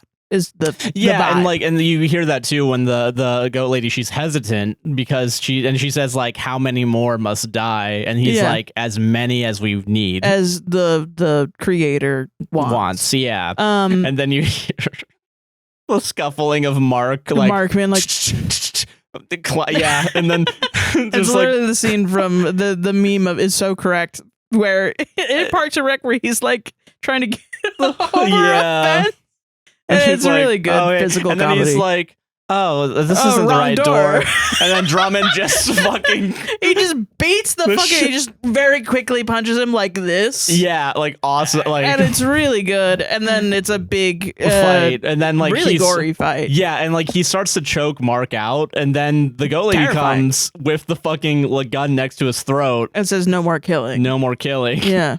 And then, like, the Goat Lady also thanks Mark for saving Emil. Emil, which is the name of the goat. Yeah, Emil, and like Mark's like, okay, it's like he doesn't really give a shit. Yeah, and like he's like, this show's a comedy. Okay, so like they're walking down the hallway with the gun. They get in the elevator, and like, and Mark's like, okay, so in a second, my Audi's going to show up, and you're going to show him exactly, and they start doing the procedure, like the severance as it goes down, and he just shoots Drummond in the fucking throat. Because he just, I guess, instinctively goes, yeah.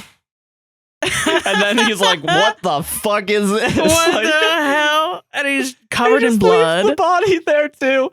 And he's like, all right. Okay, I guess I gotta go find... Here's the name of this one. I'll find it. I'll just... Oh, and people were laughing so hard at Audi Mark on the testing floor with the lady that's coming through, who I think is also a comedian. I wouldn't be surprised. I'm pretty 'cause, sure I've seen her in like it's the comedy. fucking spouse is like a funny fucking. Yeah, fucking spouse is like a funny fucking. Yeah, it's the fucking spouse. But also, like, she's like, he's got a gun in her face. I don't think. And she's like, I was he's thinking like, about this. People were like, why didn't he shoot her? And I was like, there was only one bullet. But I was like, also, he doesn't really know that. I think he just doesn't want to shoot someone. Yeah, probably. Yeah, I think after you see someone, do you really want more blood Do you on really you? want to? I mean, think he's just freaked out, man. I don't know. He wants to Yeah. find his wife, but he's like pointing his gun at her, trying to intimidate her, but he's doing like a bad job. And he's like, and she's like, okay, yeah, okay, yeah, all right, and runs fuck away. you, Yeah. fuck you. Like, she's like real, like, It's so I'm gonna go good. find somebody. It's so it's so normal. Yeah, it's just great. And then he's like, all right, hand. And he puts the blood The from top of the Drummond tie, into yeah, the it thing. goes through. Oh god, And and then- it's beautiful. Because so Cold Harbor is what it is. It's Gemma goes into a room. She's wearing the clothes she had on when the car accident happened. Yes. And also Outie Gemma's like, what's going on? And the nurse is like, just put it on. Fucking put it on. Jesus. Yeah. And they walk down the hallway and like she severs this new personality, walks into the empty room, and it's just a crib in the middle of it. That she has to take apart. Yeah. Because earlier Gemma, the backstory of the Gemma episode that apparently had nothing going on in it was that Gemma had a miscarriage. Yeah, and like Mark and Gemma were trying to have a kid, and then she had a miscarriage, and they already bought like the crib at this point, and Yeah. Mark had bought the crib, and he put it together, and then he had to take it apart, and he got really drunk and was really upset about it, and yeah, and he kind of just like throws things around, like a real typical like, I don't know how to deal with my emotions, I'm just gonna get really mad and angry. Yeah. And I'm not gonna say man, because honestly I do this. Me too. Yeah. Me too. I would also ho. do this, yeah. Yeah. And she kind of internalized that memory of that. And Mark, I think also it's so beautiful because it's Mark's memory As well. Yeah. Yeah. Like it's hit like the like because it's supposed to be Like the his emotions worst memory. transferring, the feeling. That's because the numbers have always been about what he's feeling. of you whoa. know? Yeah. Yeah, and it's woe, and it's all the other ones too. Yeah. And she just takes it apart, no emotion. And they're like, wow, she doesn't feel any she pain. doesn't remember it. We did it. We did it. We've completely severed that emotion. Pain away from a person. Yeah. Yeah. From this this traumatic fucking event. Yeah, we can stop people from feeling trauma. I don't know how people miss that. That's what's Yeah. going on here. But that's I guess we don't know what Cold Harbor is. Yeah, Cold Harbor, who knows? And Mark comes in and is like holds his hand out, and she like this defensive. And she, the actress that plays Gemma, said the reason that Gemma trusts Mark is because Gemma loves Mark. Yeah, she's confirmed that that's what it is, which makes sense because essentially everyone is like, no, don't trust that man. This isn't part of the experience. This isn't part of the test. Don't go with him. But she's just drawn to him, and she takes his hand and she goes through. And then there's a beautiful reunion. Yeah. Oh my god, I'm gonna cry. And then they run back to the elevator and they get chased by the doctor, and the doctor's also like, "You'll kill them all" or whatever. Which no one gave a shit. Yeah. But people have been saying that they theorize that he's talking not about taking Lumen down, but all of Gemma's innies that the doctor was obsessed with. Yeah, true. Because he had like 25 different versions of this woman where he's trying to manufacture affection for. Yeah. Which I feel like is very important, because then if you take that as like a theory that if a doctor can't manufacture affection through the ultimate form of gaslighting, you're a literal baby. You were born yesterday, and this man cannot convince you to love him and depend on him. And the moment your beautiful husband, Adam Scott, shows up covered in blood from some random guy, and you're like, oh, hell yeah. Yeah. That love transcends Severance 1000%. Yeah. Fake love. Which you also learn from Bert and Irv, because they feel like they have a connection still. Yeah, sorry. That's all it's about. Yeah. And that Dylan loves his wife. Still. Yeah. And also, what does that mean about Mark and Helly then? Because even in the diner, like it still kind of feels like it, but then Helena starts acting fucking weird. Because she's just weird. Yeah. Man, I don't know how to describe it. She's rizless, I guess. Yes. But it kind of means that like they're not just two people of the opposite gender that work together. So obviously they're going to bang. There's something there that makes it so that they're attracted to each other. Yeah. Like you can't say that it's just cuz. Just cuz, yeah. No, he That's cares crazy. about her. Yeah. Yeah, and they go up the elevator, and then it's Miss Casey. He's like, and why are we making out? what is going on? What's What's taking place? What's I think taking is what place? it was. Yeah. And Adam Scott's like, just come with me. Just come with me. We gotta run. This show is single-handedly bringing back the innocent nerd trope. Oh yeah, Dude, innocent nerds are gonna get fucking much puss, bro. They're gonna get so much. Yeah. That's my shit, baby. Yeah. Thank you, Adam Hell Scott. yeah. Thank you, Adam Scott. We all owe you a lot. But no, yeah. So then, like they run out. Also, during this too, Helly kind of incites a revolt with the marching band to like all come together against Milchick. And when Milchick comes out and like knocks down the thing, in a really awesome slow motion zoom shot too. Yeah, they look on his face and then he jumps up, but then everyone's just staring at him, and Dylan's still there and is like, "Fuck you, Mr. Milchick," which apparently is a reflection from the first season where he's like, "Fuck you, Mr. Milchick," which makes sense. Yeah, in the thing. Yeah, I forgot about that. I did forget about that too. Yeah, yeah. And then Annie, Mark, and Miss Casey, who's they Annie go Gemma, out and he pushes Miss Casey out the thing. She becomes Gemma again. Yeah. She looks inside. He closes the door. He's still Annie Mark. He's looking outside. She's like, "Mark, no, come." And he's like kind of deciding whether or not to go because he believes that like if he goes out, this might be his death. Like the final time that he'll exist. Yeah. And right at that moment, Helly is behind him. Yeah. Who is Helly? Who is Helly? It's been confirmed by Britt Lauer that was Helly. Yeah, which makes sense. People thought that it was Helena manipulating Mark, which I feel like, honestly, I do think you need to, if you think that you should check in on your internal misogyny. Why do you think a man can't do something uncouth? Yeah, because and also to Gemma's actress, I sadly don't Britt know her Lauer. name. No, Gemma's actress. Oh, Devin something? I'm not sure. I'm gonna look her up. I think she's interview fantastic. Was like the way that she kind of felt about it was like she's realizing, oh, Mark is also severed. That's not him. And like it's kind of just like what do you do at that point? You can't. Dickon Lockman? Dyken? I don't know how to say it. Damn. My bad. But yeah, like that's what she said, I believe. And like, yeah. No, yeah, and like it's just so, and like she's just fucking screaming and crying, dude. And then like, I will say, people said that the look that Helly gives Gemma is mean. No, but no, it's like it's more like empathy to me. Yeah, and Britt Lauer has also said that it's like maybe the first time Helly's ever had empathy for an outie.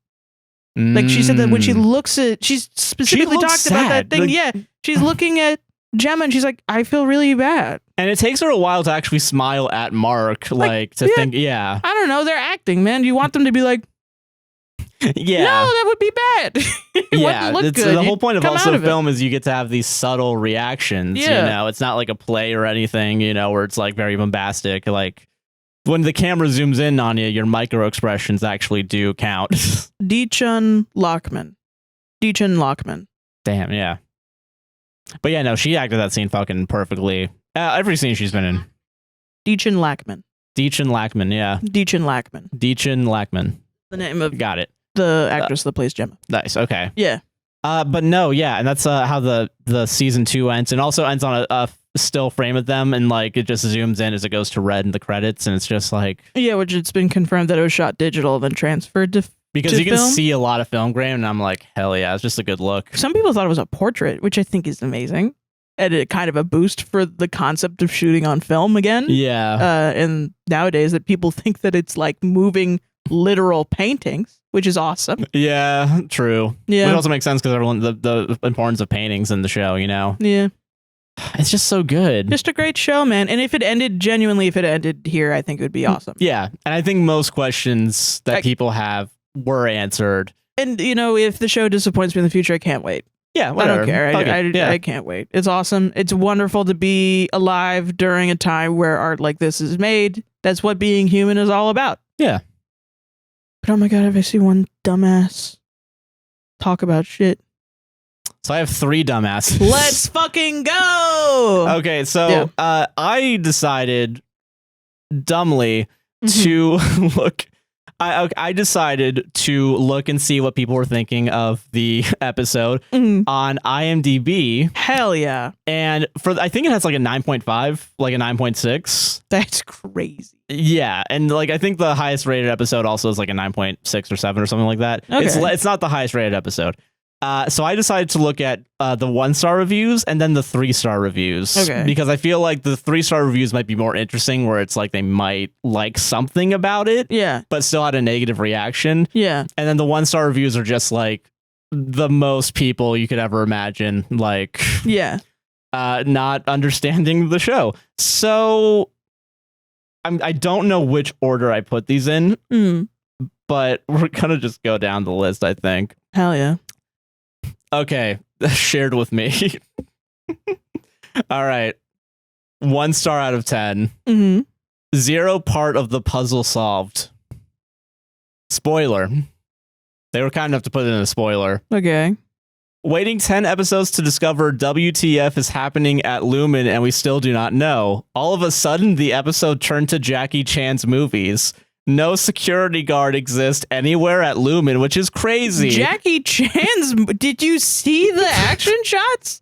He was flailing around on the ground. Okay. Instead of answering questions about Bert, Irving, Mark, Gemma, and the film tried some fun actions, hate the way it avoids the complexities of making a good film.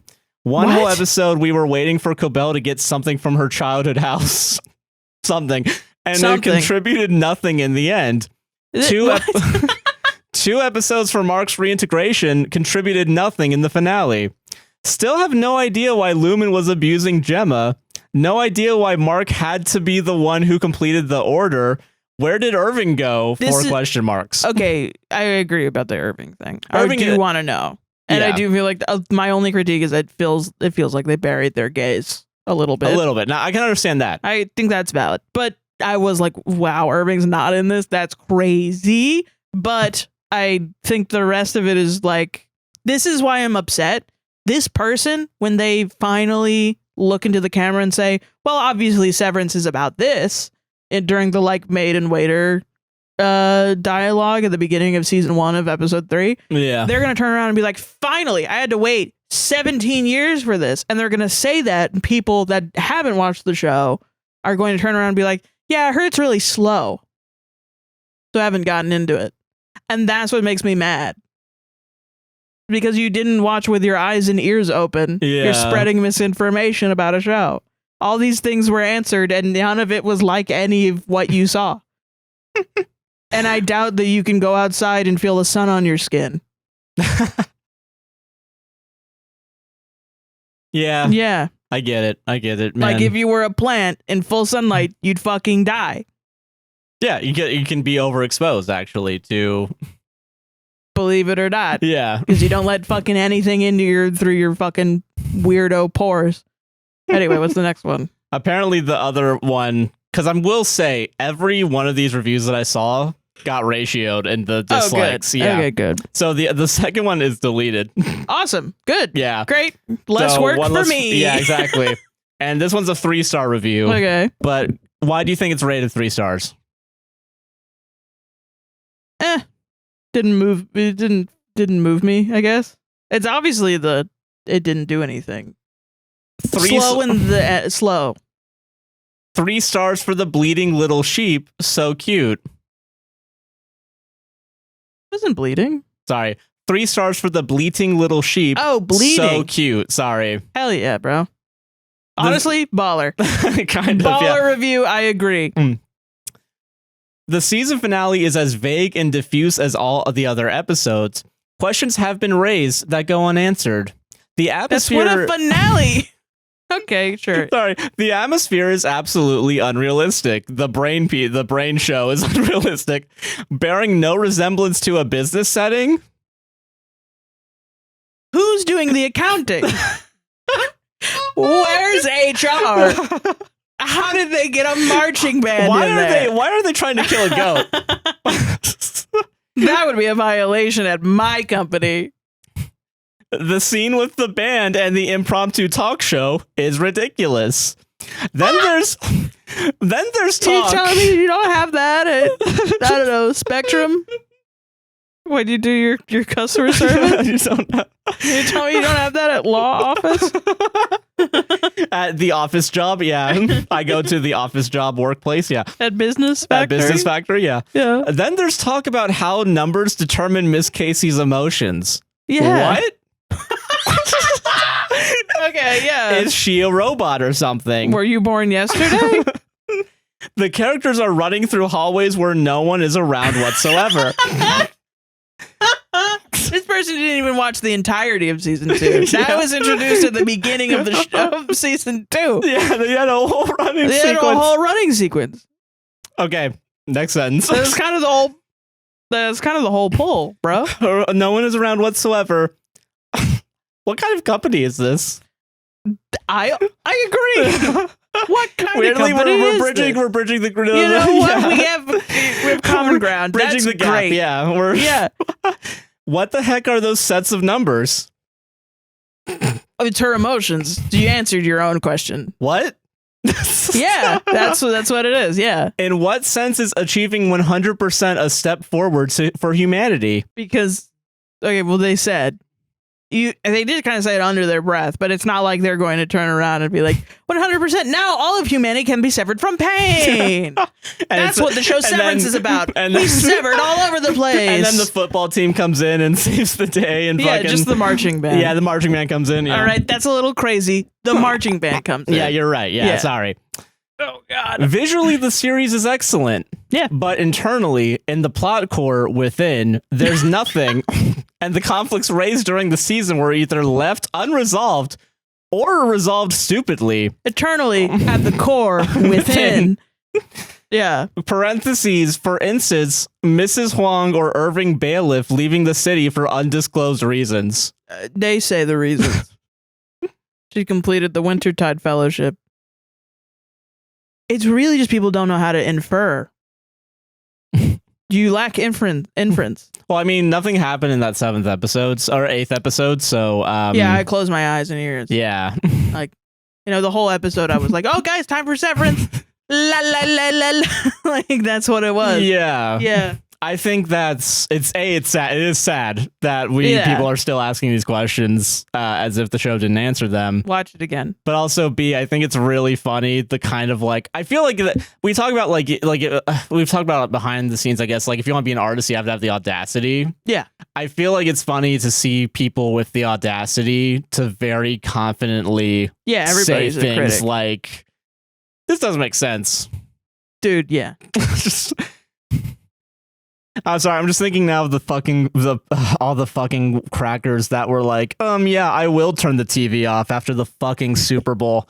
I'm sorry. I know that has nothing to do with this, but it kind of does. It's just like I will turn the TV off. Yeah, this doesn't make any sense. well, you should go outside and have Talk to people experiences. yeah. Believe it or not, I think if you're grown inside of a house, if you're grown inside of a house and you never leave and all you do is go online and look at insane shit that never happened, and then you grow up and then you look at art about real shit that makes sense And is Like representative of hating your people's job. feeling. Yeah. and is representative of how you feel, you're not gonna get it. Yeah. Yeah. Honestly. Yeah. Yeah. Especially art at a high. I don't know. Is it crazy that I really think if you are making art and it impacts a very specific feeling, that's harder to make than something that is for a general audience? You know what I mean? No, I get what you mean. Like, I feel like anyone can write a song that's like, I'm really happy and use happy chords. It's just hard because of the saturation of that. Yeah. But if you're writing about like the loss of a child, Mm. you know what I mean? Or like grieving your childhood. Or like escaping through like substances or like, you know, Yeah. like Something that is specific to you in your life.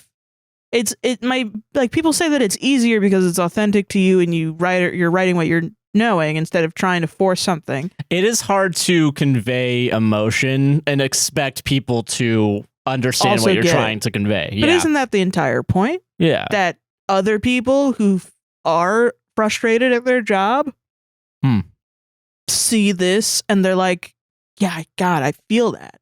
Yeah. I feel that when I need a mental health day and I have to lie and say I'm fucking sick. Then my boss is like, what do you have? Go to a doctor. And I just want to be like, man, no. I want to stay home. All right, like it's it's just I think that is I don't want to fucking go to work.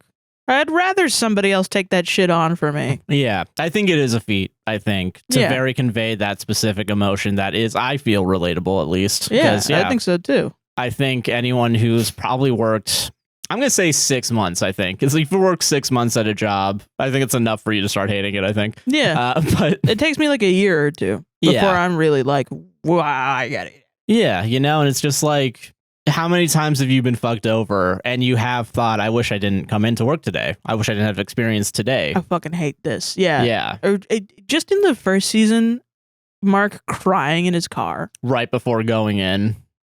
Oh my God. And you don't even need to have a dead wife. Sometimes you just hate your jobs that much that you cry in your car.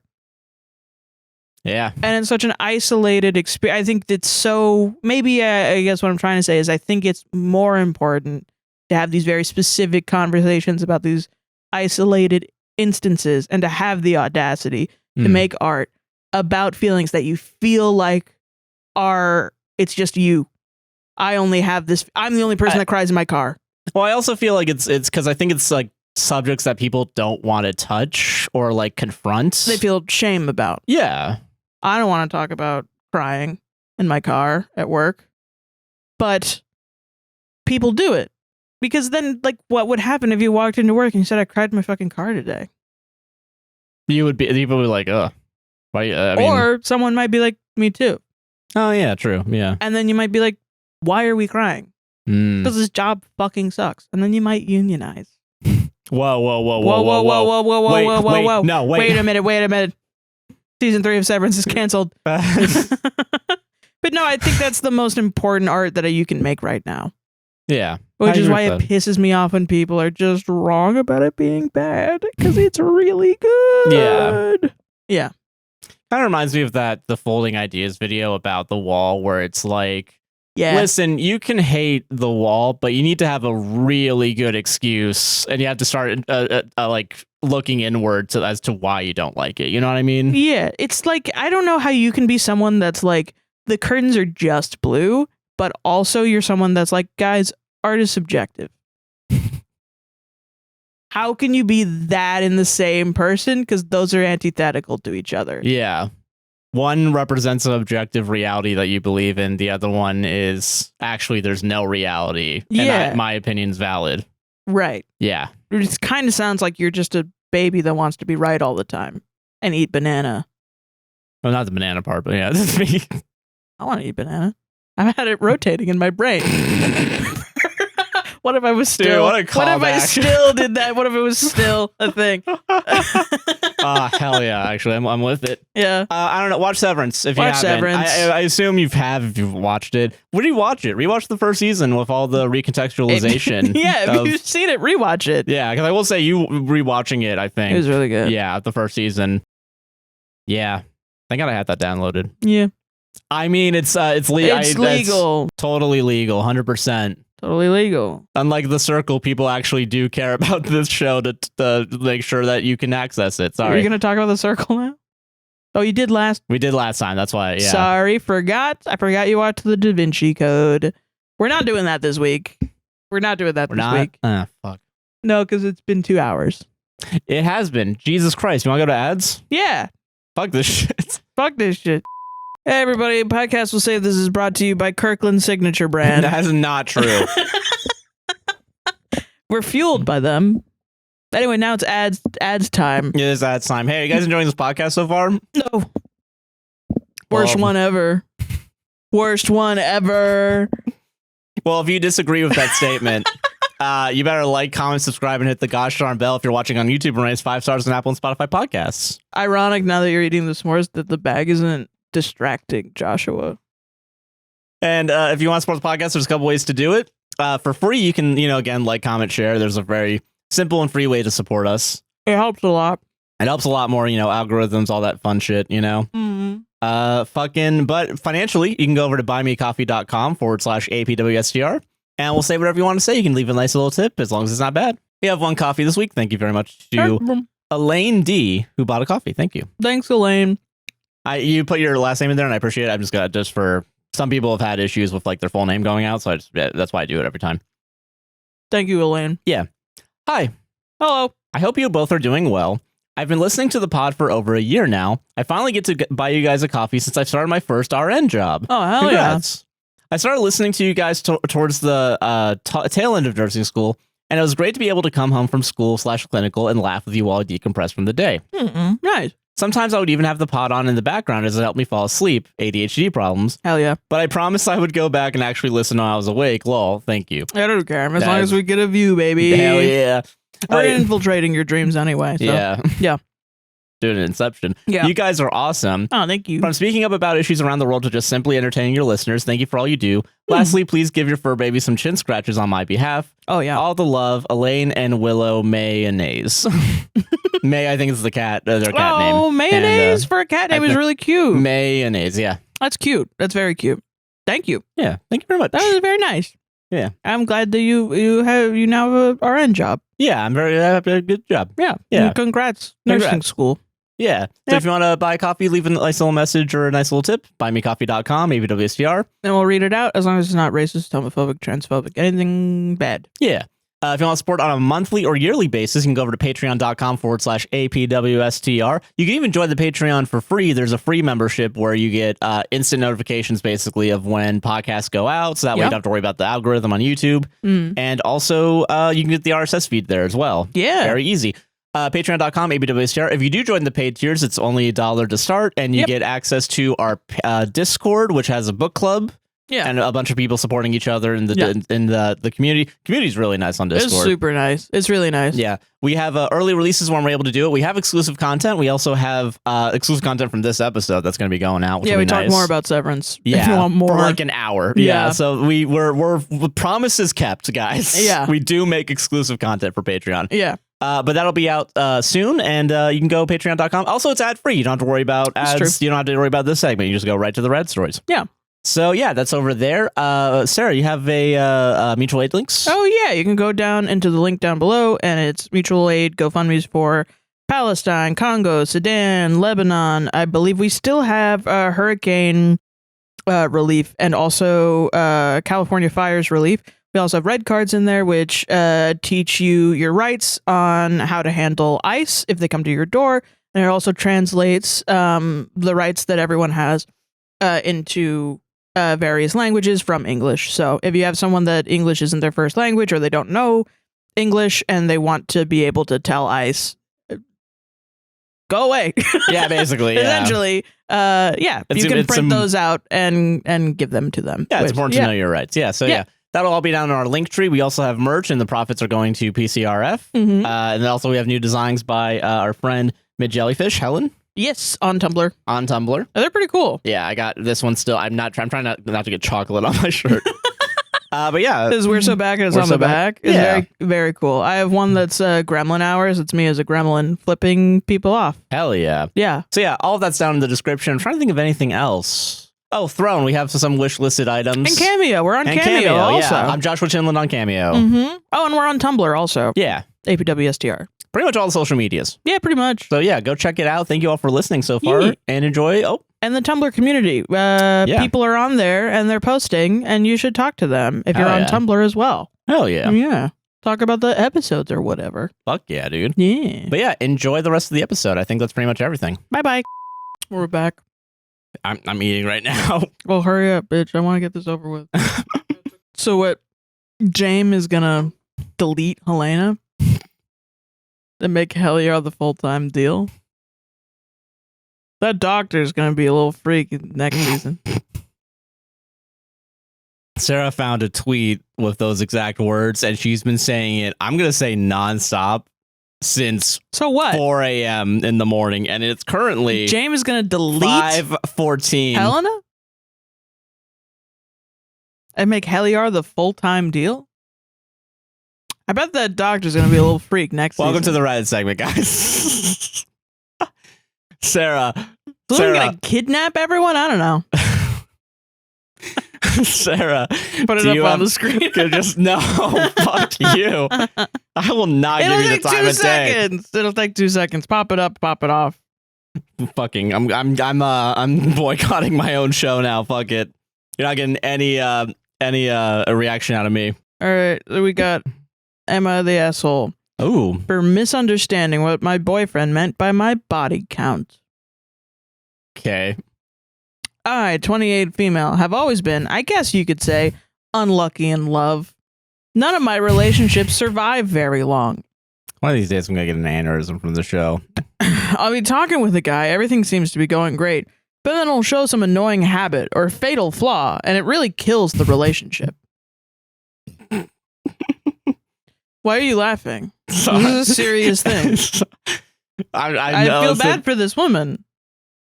You're right. I hate women. I'm sorry. Yeah, I shouldn't be. I know. I'm sorry. You're right. Yeah, I'm being a dick right now. Recently, I met this new guy online. Yes. We talked for a while, and I really thought this one might go somewhere.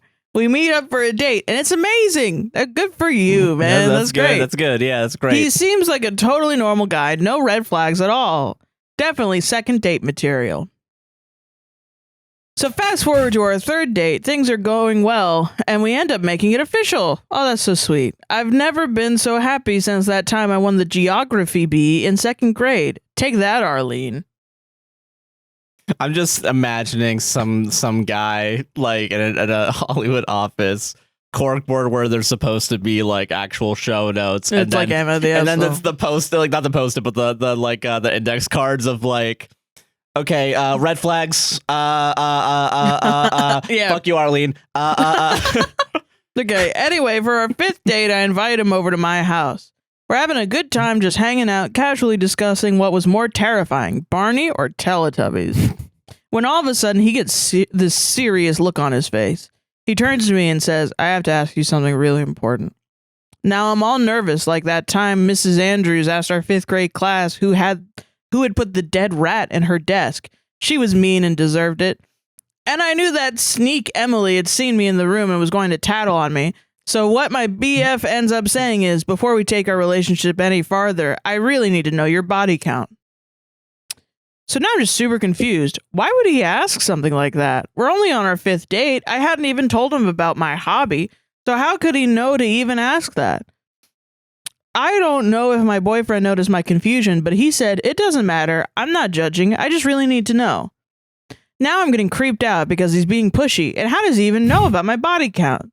I haven't said anything, so he jumps in with, look, if it makes you more comfortable, I'll tell you mine first.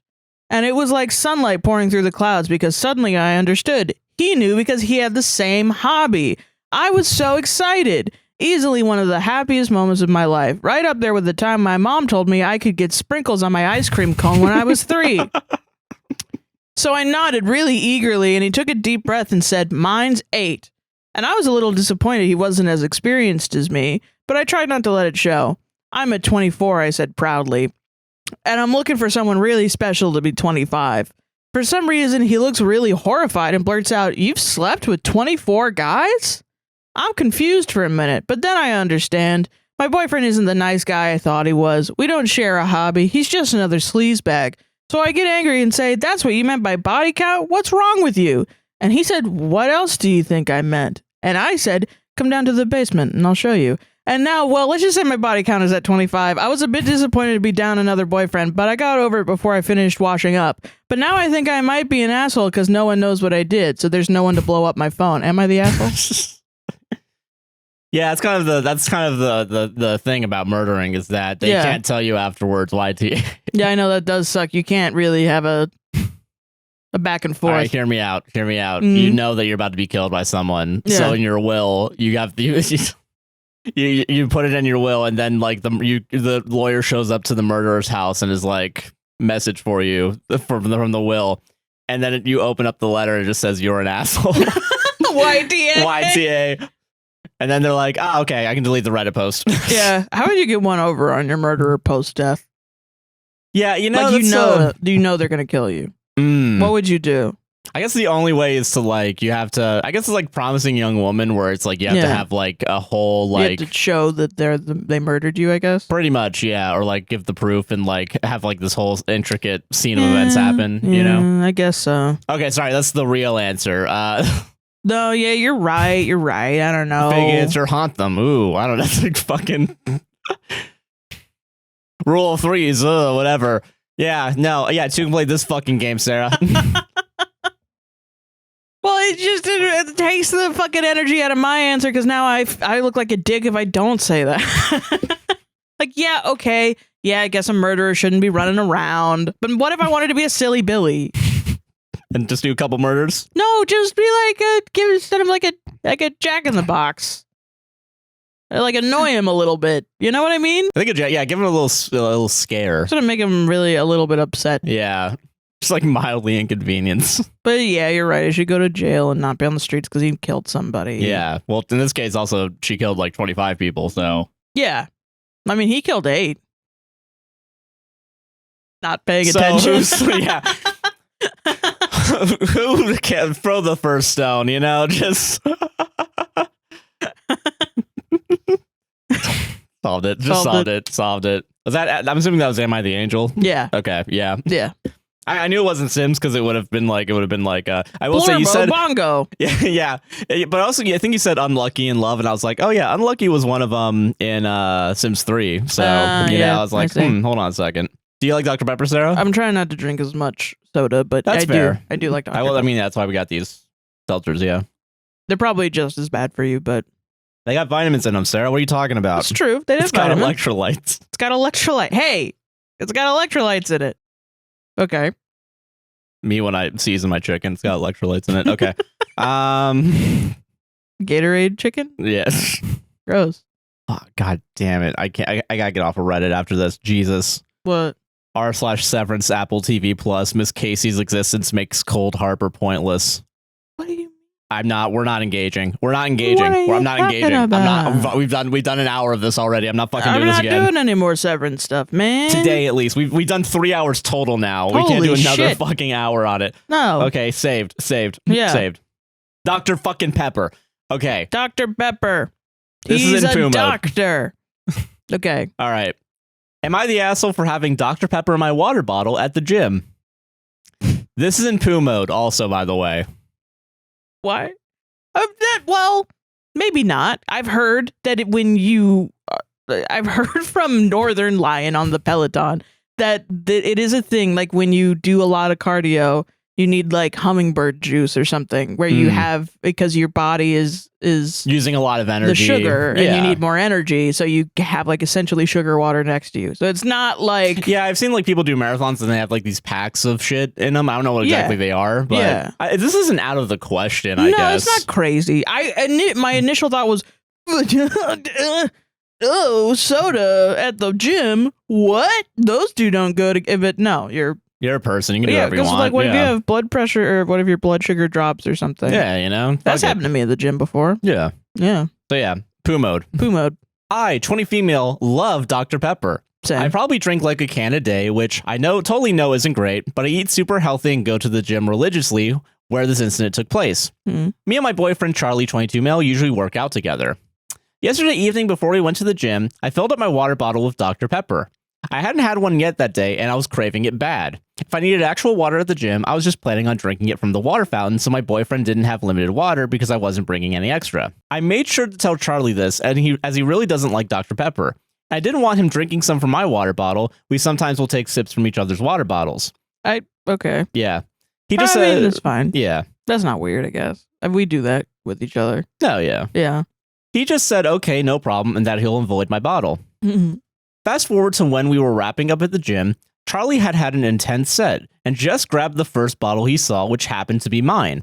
Before I could even look or react, he was spitting the Dr. Pepper out on the ground. Okay. He was spluttering angrily at me and told me that it was such a stupid idea to put the Dr. Pepper in my bottle and that I should have yelled at him to him when he picked it up.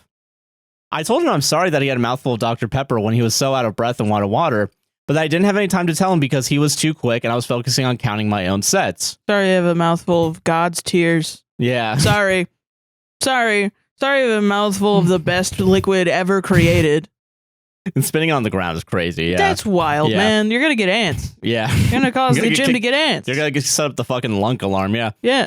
He wouldn't really take this as an answer and just stormed off, which was super embarrassing as I was the one who had to clean his mess up. By the time I ran out of the gym to catch up to him, he had already messaged me that he left in an Uber. He only sent me one text since yesterday that will talk about my Dr. Pepper quote thing later. I'm literally so confused and I just need to know if I was wrong. No, he's a baby. You literally warned him too. Yeah, what? What are you talking about? He made a mess and then ran away. And you had to clean up after him? That's because he's an adult? Yeah, he sounds sure. like a literal baby. I mean, okay. Listen, he doesn't like Dr. Pepper, whatever. Okay? I think it is kind of wild, though. Hey, you're an adult. You have a mouthful of liquid. You find somewhere to spit it out, or you don't spit it on the fucking gym mats. You know what I mean? It's usually like a carpet material. Oh, yeah. That's true. fucking hard. Dude, Yeah. No, what the fuck? We're going to talk about this later. Thank you for cleaning my mess up, mommy. Yeah. Talk about this Dr. Pepper thing. That's I'm trying to think of why this is in poo mode, other than woman. I really, genuinely. I can't imagine dating probably the Dr. Pepper and the gym thing. People are like, that is not normal. And yeah, okay, it's not normal. I don't know. I will say though, like, I do get what you mean earlier about like it's not that weird because like Gatorade's just fucking sugar water too. Yeah, you know, like let's not pretend. But it has here. to look like if they made a Dr. Pepper that was like sports mode Dr. Pepper, would you give a shit? Everyone would probably make fun of it too. But it's like, man. Well, actually, do you remember Dr. Pepper 10? Was that like 10 calories? Yeah, it was the 10-calorie one, and then they marketed it like exclusively to men. And part of that too was like, you know, like that's another Northern Lion bit because he talked about like Coke 40 or Coke 10 or something. Yeah, and he was like, "What about Coke 400?" Like when you want one that's like more sugary than Coke 10. I think Coke 400 or Coke 500 will work really well for like NASCAR too. Like you take a sip every, you get a gram of sugar, a gram of sugars every lap. Yeah, you know, I think he was talking about like Coke Zero. Oh yeah, and then what about Coke 40, Coke 100, what Coke 150? And I was honestly kind of baller, kind of a baller idea. Fucking I want every line at the wall at the Wawa to be a different number. So this is what he said. You have a machine that has a dial. All right, now we're talking. Now we're cooking with gas here. Yeah, that's the Northern Lion bid. Credit him with that. It's really good. Yeah. I don't know. I really am on the side of why did you drink it? I mean, it's your fault.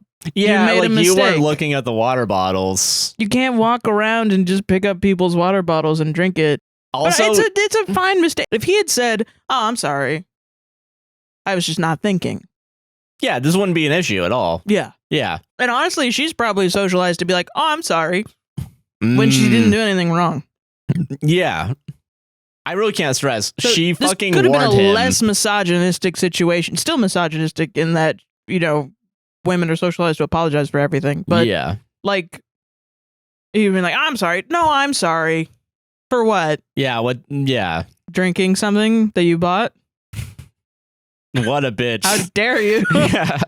When you want it? I thought this was fucking America. I don't know. Maybe it's from somewhere else where they don't have fucking rights, but like, I don't know. Shit, man. Is that something that Trump did? You're not allowed to drink Dr. Pepper in the gym?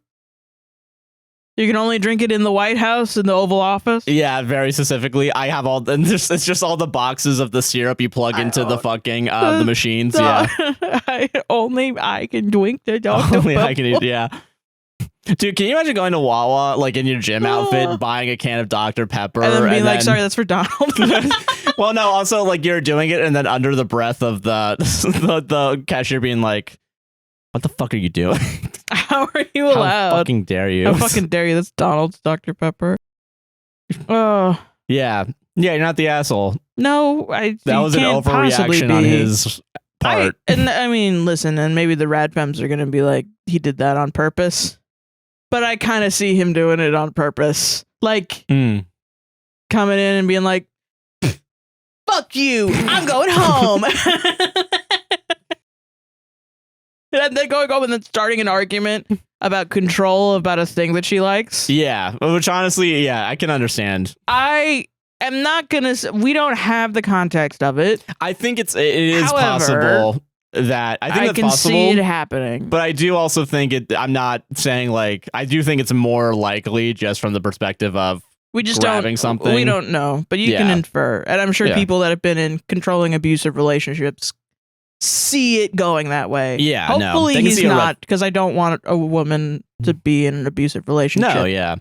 Even either way, this is a huge red flag. You know? Like, it's quite controlling behavior and strange and childish and a lot of things. Yeah, I agree with that. Mm-hmm. Solved it. Yeah.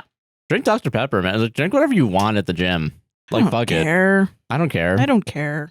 Just don't spill it. I thought it was really just people were gonna be like, "Ew, is that Dr. Pepper?" Gross. Ew. Why would you want 23 flavors when you're going on a 3 incline? Have you heard of the 23 challenge? It's a 2 mpm miles per hour, 3 incline while you drink a Dr. Pepper. No. What the fuck is that? Something I just made up. Okay. This is from r/band members. Some people liked it when we did that, so I brought it back. Oh yeah, bring it back. Yeah. Is it band member Sims? No. It's a real one. Okay, good. Okay, cool. How to replace a member in a quote-unquote friend band. Friend band? Yeah. Not to be too shocking, but I'm a member in a band. In r/band members. Yeah. Hee hee. This was a band I and 2 friends originally started just for fun. 2 of us were musicians who really liked making music. 2 of us had never played live before and wanted the experience. All of us had fun hanging out and being creative, and were happy to find an outlet for it. We stayed together for a little over a year, playing shows and recording a couple EPs. At the end of 2024, the third guy, parentheses bassist, told us that he was over it and didn't want to be in the band anymore. Whatever. But since then, it's just been 2 of us, and we've been kind of torn about getting a new third member. On one hand, we're capable of writing and recording anything we can imagine. We have backing tracks, and nothing we do is so expensive that 2 people can't take care of it. On the other hand, it feels a little empty on stage with just one guitarist and a drummer, and socially without a third person in the dynamic.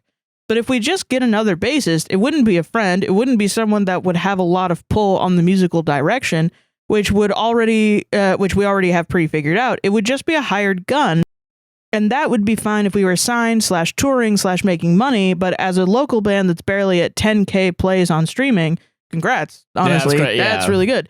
We're just a couple friends writing songs together, and if this new bassist isn't someone we already know and feel comfortable with, it feels like it could be weird bringing them in and potentially changing the dynamic of how everything works.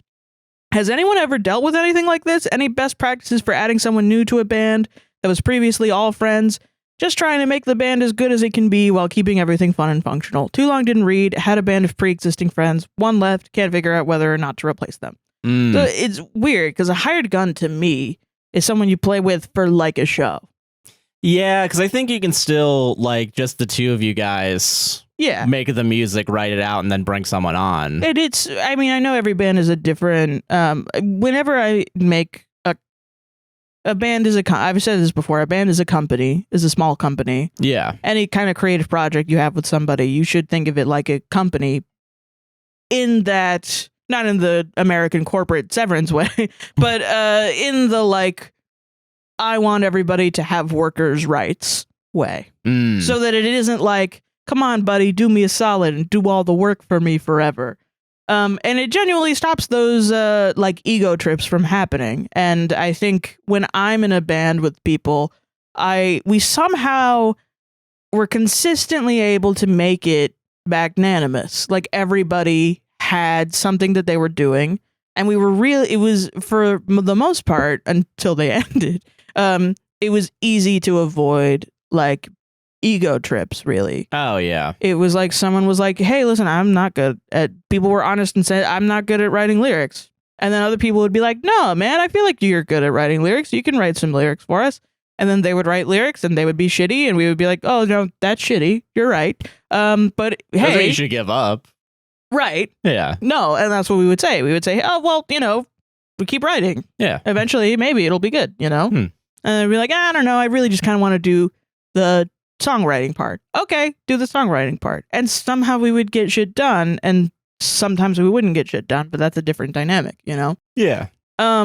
And those are the problems that are just a part of the job with making it. But I think, like, if there is a vacuum, you need a third person to just go out, and the guy that you choose is going to be the guy that fits in. It's like being single and wanting to be in a relationship. The person you're going to fall in love with is going to be the person for you. Yeah.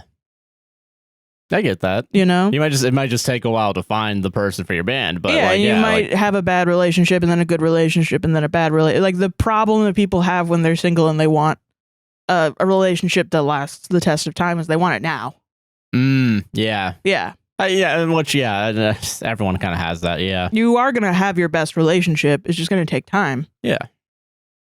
It might be tomorrow. Who knows? But that's why you get up in the morning, Yeah. But like, if you want your perfect band, it's just going to take fucking time. Like I was in a band with a friend and a drummer that was in the beginning of it, so it was like a trio, and then he dropped out because he wanted to buy a car and he moved away, and he was like, I can drive back, and we were like, no. What? You live 3 hours away now and you didn't tell us. Yeah. And then you bought a car so you could street race. That's instead of a drum set like you said you would. He was like, okay, bye. And so then sped away. Yeah, fucking. We needed a drummer, and then I met a guy in therapy who was our drummer, and then we needed a bassist because our singer wanted a bassist, and we met someone that ended up being a longtime friend of mine because we met bassists that were like, I don't remember if they were, honestly, I don't remember them, so they're not better. But we met people and we're like, okay, that guy's pretty good. Okay, yeah, that guy's pretty good. When the door was open for him, yeah. Yeah, it was like, that guy has resources, and that guy's talented, and that guy, I don't know, maybe in a couple of years, but like, this guy, that guy, whatever. But then when they finally, there was the perfect storm of a person, and I think a lot of people, when they get into music, they think they have to be the best. And it depends on what you're doing. If you're in classical music, yeah. Kinda. It's kind of forced on you. You're trying to be a jazz drummer. Kinda, yeah. Yeah. Sorry, whiplash. Yeah, it's kind of true. I'm sorry. Yeah, okay, yeah. You're trying to get into a professional thing where you have to audition and you have to beat other people. You got to be the best out of the group. But when it's like a band and it's people that are just, we want to together, go do shows, you have to be a good hang. Yeah. Because you're going to be spending a lot of fucking time with this person. You have to show up and you actually have to do work. But you also have to be a good hang. Because I've said this before and people have disagreed with me and said like, no, we have someone that's a good hang, but they also don't do you have to do the work. You got to do the work first, yeah. Because believe you me, I've been there too where people don't do the work. Yeah. And they're still good hangs. Yeah, it's Josh. No, it's a separate people. He won't practice though. He actually won't do the work. Fuck that. That's crazy. You're the only person. Even the other people that didn't do the work would practice. You've learned to practice, though, I feel like. Shut up. Okay, anyway. I knocked this shit out in one go. I don't need to practice this. All right? I'm good at one thing, which means I'm good at everything else. I don't know what the fuck else to say. I'm awesome. Okay, anyway. But no, yeah, they need to do the work, but they also, like, the thing that will push you over... If someone is a good musician, but they're a shitty fucking person, it's gonna get grating. If they're like amazing, but then they're a huge fucking asshole, they're gonna get kicked out of the band. Yeah. And not for nothing, the Beatles, the first drummer showed up and he was like, he was not taking it serious. And he was like, listen, I'm gonna go get drunk and do drugs and sleep with women. And he just didn't show up for a show. And they were like, fuck this guy, I'm getting Ringo Starr. Yeah, yeah. And Ringo Starr's a good drummer. Oh, yeah, he is, yeah. That's controversial to say, but really, he is a good drummer. I've changed my mind on him as I've gotten older. That, yeah. But yeah, no, they found he was just consistent. You have to be consistent. You have to be a good person and nice. I mean, not a good person, but like nice-ish, and a good hang, and you have to vibe with the band. Well, I mean, I kind of feel like you can expand upon that too. I think that's like how, because I've talked about it too before, like with regular jobs also. Yeah. When people talk about like the most qualified person, quote unquote, and it's like between two people, you're going to pick the person that you think is going to be a better hang. Yeah. Because personality and the soft skills matter so much everywhere you go. Which, if you really want to get into it, then what sucks about this is that it's kind of ableist a lot of times. Like, there are situations where people are just like weirded out by neurodivergent people, and they're like, I'm going to pass. No, that's true. Yeah. And it's why I think it's harder if you're neurodivergent to be in a creative field. But also you can find large amounts of community, because a lot of artists are neurodivergent. Yeah. So, it's like I've had some of the worst times in my life in the music industry and some of the best times of my life in a creative field. So don't give up if I've been there. No, I get it. Yeah. We both have been there. Film. Yeah, but you'll find your people. Yeah, exactly. And yeah, so I think it's important to combat that, but I think sometimes it's like, if a guy is just an asshole. Yeah. Fuck him. Like, you can't, they're just not going to get anywhere. And it's not even fuck them like you have to go up to them and say, you're an asshole, get your act together. No, I mean fuck them as in like don't engage. Just like don't like. They're their own worst enemy. At some point they're going to realize no one wants to play music with me. No one wants to create art with me. Because I'm an asshole and I have to change my ways. And they'll be then the perfect musician or the perfect artist because they have the skills and the niceness. Yeah. So, it's just that's kind of it, Music is like the ultimate equalizer, but it's also the like, more on your point, it's almost worse because like when you're in a band with people, it's like you're married. It's like you're in a loveless marriage with people. The more serious it gets, the more time you spend with each other, and the more you start rubbing elbows, and the more you're like, okay, so now we have to record an EP, so I booked this recording session, so we have to be here for 12 hours for 3 days straight, and get through everything, so make sure you practice. Oh, you didn't practice. Okay, so practice a little bit, and then we'll record.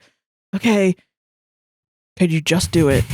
Can you just fucking do it? Okay, and now I have to go take this home, and I have to edit this and master it, and blah, blah, blah, and put it in, and okay, no, please fucking answer your phone. Answer your fucking phone. What do you think? Did you get my email? Did you get my email? Listen to both parts of it. Okay, what do you think for the album? Who's doing the album cover? Okay, hey, can you answer your fucking phone? Holy shit, what are you doing? I don't care that you're at work. Who gives a fuck? This is more important. This is somehow. An emergency. This is an emergency. What does our album cover look like? Okay. What do you mean you want to change the concept? What do you mean? What the fuck? No. Don't send it through Canva filters. Don't do that. I spent 6 hours on that. What do you mean? A little too close to home there. What do you think? No. No. What do you mean I'm being controlling? Fuck off. I just want to do a good job. This is going to be public, man. What the fuck? You just can't make it look like shit. You want it done by Friday? Excuse me? I'm not yelling. I'm not yelling. Yeah, okay. Maybe if we all sign a contract. Yeah, maybe we'll actually. Then we can all spend $30 to go in on this amp. Okay, so what we'll all do is we'll all go down to Home Depot and get a bunch of PVC pipe. And we'll build this thing. This vocal booth together. All right, we'll be good. Oh God, I have rehearsal this week with the fucking wife. That fucking bitch wife of mine. And you get in the car and he's like, "Hi," and you're like, "Hi." And you get in the car and you're like, "How's your job?" or whatever. Yeah. And it's like you're married, but you fucking hate each other. It's a loveless marriage. It's loveless. You don't love these people. But there's a chance you'll get a deal. Hey, listen. That's why I think professional musicians are like, who cares if it's your friends? It's business. And I've met people that have been in bands where they don't know anyone. They were thrown in as a hired gun. Oh, yeah. And then... And, you show up and you're nice. Yeah. And maybe you're friends. but also like by the end of it, you're not going to talk to them anymore. listen, same here in film. Yeah. I've known people that are like, oh, you know, hey, their friends are people that they show up to a gig, and you know it's a big ensemble, and they go to a gig and they talk to their stand partner. This is in classical music. They talk to their stand partner and they're like, hi, you know, I'm this. My name's Zach. Okay, hi. My name's Jerry. Hi, Jerry. Blah, blah, blah. Play your music. Go home. Get paid. However much money. You do the rest of your life. 6 months from now, Jerry doesn't call you. You don't talk to Jerry. You're not even thinking about it. You stopped thinking about Jerry the moment you stepped through your front door when you got home. Jerry calls you, message you on Facebook. Hey, we need an instrument thing for this thing. You're like, oh, my best friend Jerry. Hell yeah, Jerry. I'll show up. Yeah. Am I getting paid for it? Why, yes. Yes, Zach. Yes, you are. Oh, perfect. I'll be there. Oh my gosh. Hi, Jerry. Hi. Jerry's the conductor. Okay. I didn't know you wanted to do conducting, Jerry. Hell yeah. Do you want to go out for drinks after this? Hell yeah. You go out. You and Jerry. Fuck. Six hookers together. You kill one on accident. Gotta bury the body together. You bury the body together with Jerry because you're fucking boys. Yeah. You never talk to Jerry again for 10 years. Jerry called you up out of the blue. Hey, I'm doing a Christmas concert at my church this Sunday. Do you want to be there? Yeah, sure. Am I getting paid? Hell yeah. All right. Do you want to go out for drinks later? Fuck yeah. That's my best friend, Jerry. Probably minus the hookers and blow part. But, you know, we're drinking somewhere. Yeah, fair. And then you go teach the next day, you know? Yeah. That's what being a musician is like. It's just, okay, yeah. That's my best fucking friend. No, you're not friends. You don't fucking know each other. That's why they fucking don't.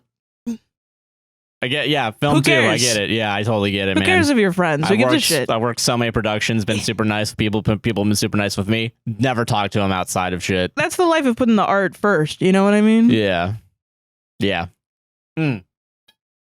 Just be lucky that you have a friend that you can make art with that you like hanging out with. Yeah. And I think if you add a guy in, don't call him a hired gun. Say, you're in the band, but we're going to make all the music. Is that okay with you? And if the guy is like, no, kick him out. Yeah, find a guy. Yeah, find a guy that's just like this, that enjoys just doing the bass. Yeah. But it's hard. That's the whole job. Yeah. It's surprisingly making arts difficult. People have made entire careers off of just being the guy that's like, oh yeah, I know a guy to put in your band. And then they become the fucking guitarist of like Led Zeppelin somehow. Like, they don't even play music. They're like, oh yeah, let me call Craig. Hey, Craig, what's up? Hey, I know 17 people that play all these various instruments. What do you want? Pick and choose. Let's go. Pick and choose. Do you have a harpist? You know I fucking have a harpist. Yeah. She's on her way to you right now. She's inside your fucking wall. Already, yeah. Thanks, Craig. You're a lifesaver. Yeah, no problem. I fucking know. I'm fucking Craig. No one will know who Craig is. Craig will die one day and music will get worse. Yeah. And no one will know why. Everyone around Craig will know why, though. Mm-hmm. Solved it, though. Solved it. Good shit. Yeah. Hell yeah. All right. I should have just made the fucking get rid of the other guy. Just become Tame Impala. just become Tame Impala. Yeah, just do all of it. Get better. Did you know that Tame Impala is just one guy? God. If you were listening to this, how many people think you're in this band? Oh man. I miss dude, going to a bar and Tame Impala playing and you reenacting that meme of the guy talking to the girl that's not interested was really fun. Yeah. Yeah. God. Okay. All right. Yeah. Oh yeah, there's this one. Okay, cool. Why does this question need to be asked? Okay. I don't know. Am I the asshole for taking an Uber home instead of sitting on a man's lap? This is gonna make me sad, isn't it? Okay. I don't remember. I picked this shit 2 weeks ago. All right. And then I had a mental breakdown. What the fuck? Full steam ahead. Let's go. Okay. So my best friend, Sarah, female 22, recently got a new boyfriend, James, male 23, and she is over the moon into him. Okay. Sarah is one of the very few people I hang out with. She recently just met James's friend group, a group of guys, and they invited her to go on a beach trip with them. Sarah begged me to go with and kept insisting I joined even when I declined the offer about 4 times. Okay. Eventually, I just agreed to go to get her off my back about being sad and alone. I was told that I would have a ride. Sarah and I were the last to be picked up, and when they pull up, there are 4 guys in a 5-passenger car. What the fuck? I see this as my way out. I say, oh, looks like there's not enough room for both of us. You can go enjoy the beach with your boyfriend. I don't mind staying behind. Sarah tells me that it isn't a big deal if she has to sit on James's lap to make it work. Immediately, I fell on edge. Turns out, James was the one driving and said he wouldn't trust anyone else to drive his car. He told me that I would be the one sitting on someone's lap because there's no way that he would let Sarah do that. I don't know these guys at all. I pull Sarah aside and tell her that I'm uncomfortable, thinking that she would help me out. Instead, she encourages me, saying that she thinks I would have fun and maybe even get a date. Okay. This is how Midsummer starts. Oh, shit. She is so into James and has been talking about this trip nonstop for over a week, so I decided to just do it to make her happy. No, dude. 2 of the 3 guys in the back, Sarah just sits up front next to James, offer up their laps. I just picked the guy with the most legroom. We live about 45 minutes from the nearest beach, so I thought it wouldn't be too bad, except that I was told on the drive that we were actually going to a beach an hour and a half away instead. No. My mood just becomes more and more sour. I never once relax and eventually find myself quietly fuming once my emotions set in. The boys that I'm squeezed into the back with just talk around me, physically leaning over me constantly, brushing up against me. Once we get to the beach, we set up and I finally find a moment to relax. I eat a sandwich I packed and read a book while Sarah and James are lovey-dovey and the guys mess around in the ocean. I was asked twice about why I only packed a sandwich for myself. Not jokingly either. Not once had I been asked to bring such a thing. What the fuck? Why would you? Why didn't you cater this thing that you don't want to go to? What? What? When What? When it came to the part where everyone was getting in the car, I just told James and Sarah that I had called an Uber to pick me up because I didn't want to sit on anyone's lap for another hour and a half. Sarah tried to argue, but my ride showed up, so I left. I got a call from Sarah a few hours later. She called me a bad friend for ditching everyone. When I told her how the whole day was making me feel shitty, she told me I was being selfish and I had been acting like a bitch all day. Projection. Maybe not about the bitch part, but like that's just you're being an I think you're quite selfish if you don't even offer up a space in your car for your friend that you're forcing to go on your beach trip with. Yeah. It's ridiculous. Yeah. I do not think I deserve that, but I'm also pretty paranoid that I did something wrong. Am I the asshole? No. Wow. No. What? You need new friends. That's fucked up, man. This is absolutely fucked up. But why? We need to, straight up Sims rules. Yeah. More people need to feel more comfortable. Like, you know, when you have a Sim over at your house and they see you piss. And you just see and they're like, you know what? I'm uncomfortable. I'm leaving. Yeah. More people need to do that. Yeah. And I'm not blaming her. I think it sucks ass because this happens so much to, like, especially younger women where they're like, I'm peer pressured into doing this because people will call me a bitch. And it's proven by the end of it. Where, your friend was saying you were acting like a bitch when you were uncomfortable. And she's continuously pushing your boundaries, which is fucked up. That doesn't need to be said. Yeah. But she's continuously like, no, go, you're single and lonely. What if OP isn't? What if OP just doesn't want a fucking boyfriend? Yeah. What if OP's gay? What if OP's asexual? You would think that your friend would also, like, know this also. Like, what if OP is single and looking and lonely, but doesn't like any of the dudes in the car that she just met? Yeah. Yeah. No. Yeah. Fuck off. That's ridiculous. Your friend sucks. I don't care if she's lovey-dovey with her man or whatever. Or I think she's feeling lonely with the other guys, I guess, but like she's also into, I don't know. No, she's in love with her boyfriend. Yeah, she's telling the other, you're right. She's telling the OP lonely. Never mind, sorry. Yeah, no. She's saying, OP, you're lonely. Come hang out with these guys that are single. Like, I'm doing you a solid. And then OP is like, no. And then she's like, stop being such a bitch about this. And it's like, I'm not. setting a boundary. I'm not even setting a boundary. I'm saying I'm just saying no. I don't want to do this. And no is a complete sentence. And then, I mean, I guess that is no is kind of a boundary. Okay, I see you in the comments saying no is a boundary. Yeah, no is a boundary. I'll say that. Yeah. No, she's setting a boundary, and you're just crossing it. And honestly, it sounds like also the guys were uncomfortable. I wouldn't want to be like, okay. I will say, that's uncomfortable for an hour and a half. First of all, I think first of all, two guys being like immediately like, yeah, I'll do it. Is a little bit like I don't trust those two guys after that. But then also like, it can't be comfortable for them. No, like and I'm a little bit not equipped to talk about this because I'm fat and this has never happened to me. No one's been like, Sarah, sit on us. What, is your ass in the trunk? Is that what I'm hearing? No, I'm getting sat on, which is maybe why I have more empathy. Not more empathy, but some empathy for the guys. Because if someone sat on my lap for an hour and a half, I would be like, no, I would be so no.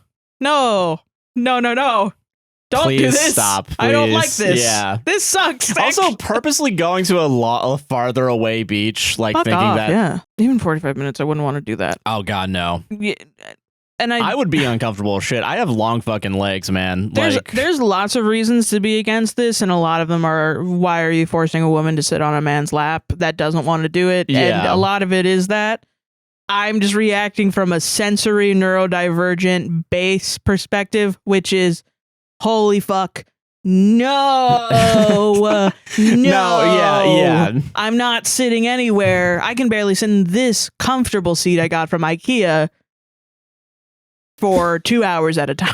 Yeah. I am not sitting on a random guy's lap I just met for 45 minutes, close to an hour and a half. That's dumb. I'm not doing that. I'm going to call an Uber, actually. Yeah.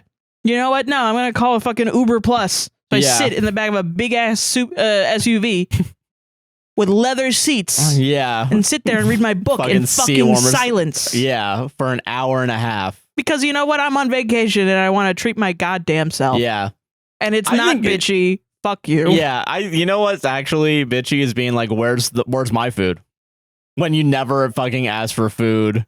Like for someone to bring food. Yeah, it's just misogyny. All of it. Misogyny. Yeah, this is all just misogyny. Yeah. What a bitch. This woman isn't catering to me. That's misogyny. You need a man. Misogyny. You're bitter because you're lonely and single. Misogyny. Yeah. Your friend is a fucking pick me, bro. Yeah. Yeah. Which is crazy because she got picked. That's the thing I don't get about pick me's now. They're picked. And they're worse when they get picked. It's kind of like, weirdly, it's like, oh, if I could do it, everyone else can do it, actually. Why aren't you doing it? It's like a fruit that spoils as soon as it got picked. It's like you get worse. Sorry for comparing women to fruit. Stop making girls sit on men's lap in your car. Stop being rude to your friends. Stop being rude to your friends, yeah. I think that's an empathetic, everyone understands that at least. First moment you get a car there and there's no room for me, rude. I'm not going. Yeah, it's rude at nothing else. That's rude. And I'm not going. And I'm not going. You're treating me like shit. No. You don't have to cater to my every whim, but you have to make sure there's a fucking seat for me, yeah. Yeah, to quote a good game, say no more, you know? Yeah. Say no more. That is a good game. I forgot about that game. Yeah, solved it. Oh. Solved it. Fucking shit. Ow. Holy that actually shit. Fucking hurt. Holy shit. What the fuck? How am I going to be able to hold my phone now? That's what this is. Oh, you baby. He killed his phone. Big Band-Aid on his hand. I went for a water bottle and it Dr. Pepper in it. Dr. Pepper in it. I spit it out. Mommy cleaned it up. But I went home in a big car, big yellow truck. Just like a circle of pain, man. Jesus. Circle of pain. Would I be the asshole if I kept the baby despite my husband's opinion? Okay. We're getting fucking real, yeah. Okay, all right. Okay. I, 28 female, got accidentally pregnant as my husband, 30 male, forgot to buy some protection. We already have 3 kids, 10 female, 9 female, 5 male. With my first, I got pregnant as a teenager. I opened a small business in our garage yesterday. I gave art classes and sell art. So I was not prepared to get pregnant again. And as I found out, I was very happy about it. So I woke up my husband and told him that I'm pregnant, and he reacted poorly. He offered to give this baby up for adoption as soon as it was born. I felt pressured and said yes, but I'm very sad now. I want this baby so bad. I know it will be hard with 4 kids, but would I be the asshole if I keep it despite my husband being against this unborn child? Now, Sarah, people are looking at me and they're like, Sarah, this is a really serious situation. Why the fuck are you reading it all lighthearted with your tone and such? And that's because I know Joshua has bought the Sims expansion pack where you can do pottery in your garage. See, this is why you can't fucking do this, is because he started off by saying this is a serious one. Fuck you. Because you What? you Why? What, me? Who, me? You start off with like I'm gonna keep the fucking baby, and then I'm like, oh, I need to take this shit seriously. You have to. And then you start saying shit that's from The Sims, and I feel gaslit at this point because I'm like, I really want to fucking cut this story off and say this is Sims. And then there's going to be the one time I say that and it's a real fucking person having a real fucking baby with a shitty husband. And I'm going to look like a piece of shit. As if I don't already look like enough of a piece of shit doing this show normally. Yeah. And I think this is a shitty PR campaign. PR? This is a fucking setup. It's a fucking setup. Oh, man. I can't wait for us to get a 1-star review about how I drove you to a mental breakdown outburst in this episode by calling you a misogynist every 2 seconds. And this whole show is like emotional abuse of Josh or something. The show that I fucking that I set up the cameras for and edit. That you beg me to do every week. Yeah, and I'm just like, fucking please do it. Please do it, Sarah, please. But to be fair, yeah, I am asking for the fucking The Sims then. Because I don't just say, can you not do a fucking Sims one this week? You've never done that. I'm gonna. In fact, you've come out and said the Sims one is doing really well on TikTok. And I'm like, God fucking damn it. I will say the Sims one's usually also. I will say last week's Sim ones, or the one from 2 weeks ago, whatever day posted it. I will say the hot dog bit, I think, definitely added to it. No, that was good. Yeah. Yeah.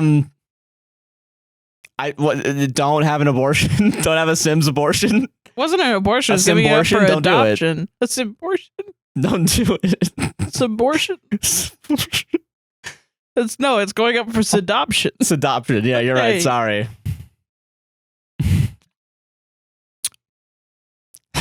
Keep your baby.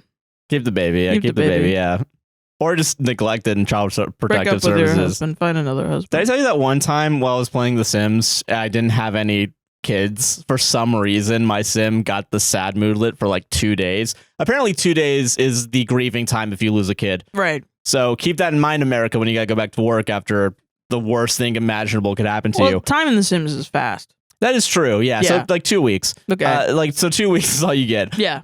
For no kids, but I got the sad moodlet of like Child's Protective Services came and took a kid, and I'm like, where the fuck's the kid in the first place? It happened in your mind, in the windmills of your mind. I wonder if it happens because sometimes you get like now you get in The Sims 4 like when other Sims have a baby, they like invite you over to like, hey, meet the new kid. Oh, I just adopted. It happened to somebody else. Maybe, but I thought that doesn't happen unless you have like narrative shit on for active households. Because that happened to my friend because she got the death expansion. She would go over to people's households and she would like make that an active household. And then because that was an active household, they would die and get rebirthed and die and get rebirthed, and they would get married and break up and get married and break up. So drama was happening all around the town. Yeah. And at some point it like broke her game. Like she couldn't keep up with it because everyone had died. I wouldn't be surprised because I think I think I have that set too, where like Sims just do whatever they want and they can move out and grow and like do a bunch of shit. Like, but you don't like. Yeah. There's a setting to keep it all normal. I think that makes sense. There's some sort of Sim honestly, setting. I think. I don't know too much about it. I only know from you dweebs that actually play the game. I just read about it through Emma the Asshole Sims. Solved it. Yeah, let's not hurt our hands this time. Why? Let's not hurt our hands. I don't. Yeah, I don't care if you guys can't hear that one. All right, because last time We could do like one close to the mic. Yeah. Okay. Okay. Yeah. Okay. Okay. That's good. That's good. That's fine. I mean, like here. Oh. Okay. Yeah. No. Okay. Okay. Oh. Okay. Yeah. There you go. There Okay. you go. There we go. Yeah. Jesus. We got there. Okay. This one. Like a little devil I am. I'm just. All right. This one. There's a weird thing with Reddit. I assume no other Reddit podcast has this feeling, but like determining which stories are and aren't like readable must have like a weird power trip for some people. I don't have a power trip. I feel powerless because most of the time I'm like, nah, nah, I can't do this one. Nah, I'm doing this one. This one's sometimes sad. I feel like the fucking like the court being like, all right, I'll take this case on. All right. But you have to tell another guy. Yeah, tell no, another. Sorry, I'm not. No, I mean, that's real, I think, with lawyers. It's like, oh, that's going to make a lot of money. Yeah. Oh, car accident, State Farm fucked up.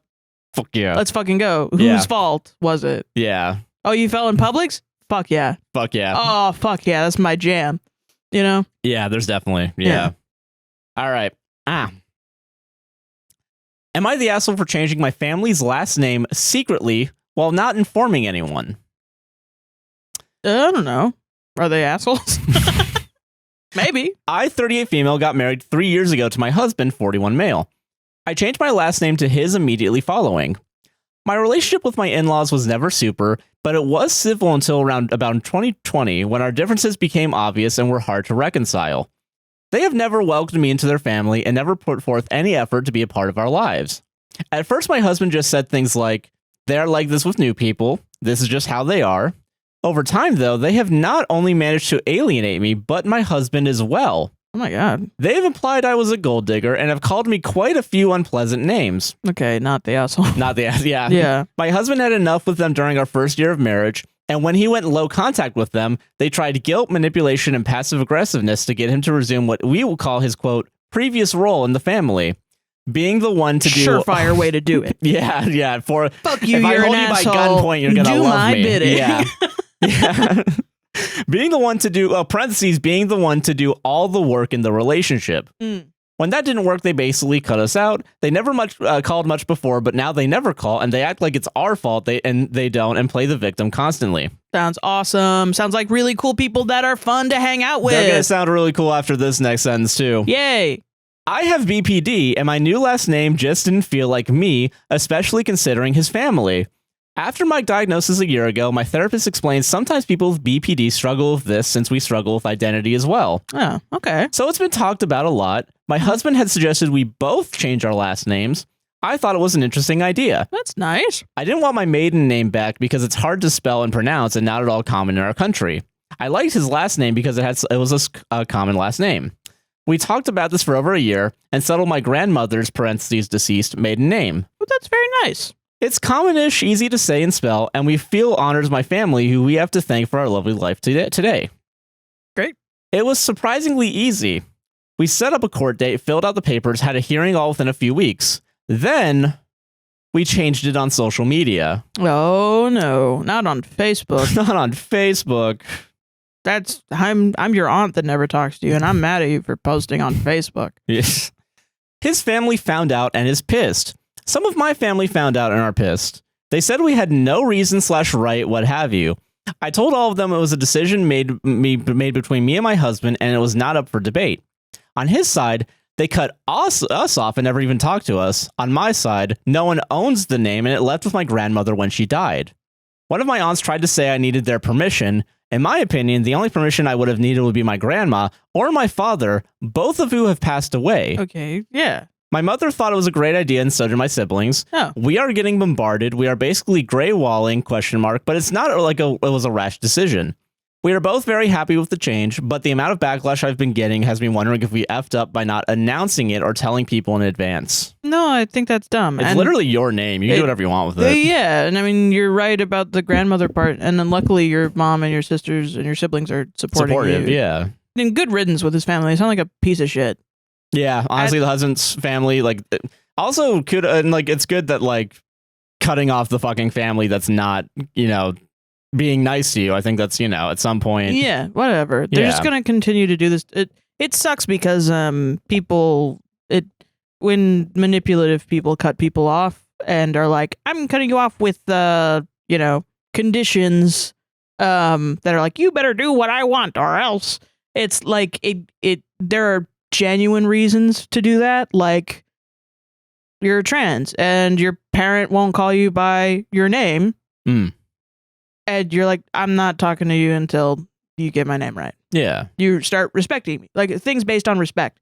When there are people that use it to manipulate people, and then it causes like the narrative of people that cut people off are selfish and controlling, and it's a controlling to cut people off, and it's always a red flag if you did blah, blah, blah, blah, blah. When no, it's like people are trying to navigate interpersonal relationships, and it's different for each individual person. So it sucks. But yeah, it is a common thing for families that are shitty and are one-sided to be like, you did something we don't like, I'm gonna cut you off. Yeah, it is common. It sucks though. Yeah, it's sad, man. Yeah, like, I don't know. Something that my mom, she would kick me out of the house, and then she would graciously let me back in to make it seem like, oh, actually, I'm the good person here. I'm so nice because you're so evil, and I deal with you. And then after a while, I was like, nah, fuck you. Okay, then fine, kick me out. And now it's evil Sarah has cut me off forever. Selfish. Not accepting my help. You're not grateful of what her mother has done for her. And I'm like, no, bro, you were abusive as shit, and I don't want to deal with your crap. That's it. Yeah. That's it. And really kudos to you for having your identity issue, and kudos to everyone around you for helping you deal with it in a way that's, I feel, very healthy and very nice and kind. And mature as well. Yeah. It's I can understand.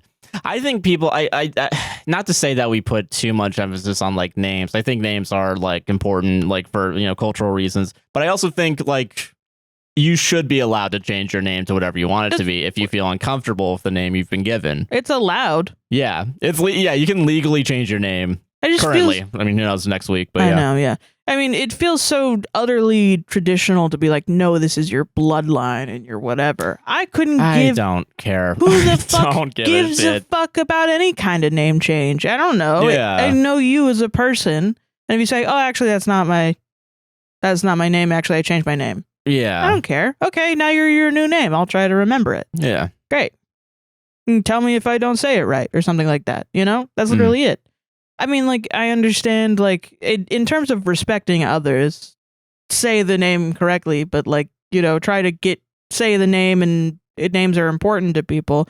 But if that's the case, if names are important to people, then shouldn't they be allowed to choose one that they like? Yeah. That represents them and who they are, instead of having it forced upon them? But, counter argument, I gave you this fucking name. You better fucking keep it. I don't know, because you could change it back later, too, if you want. That's true, yeah. Also, because you also went to hearings.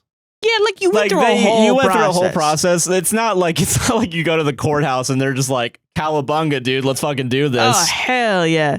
Fuck the paperwork, just do it. Honestly, why not though? Just be What's wrong with that?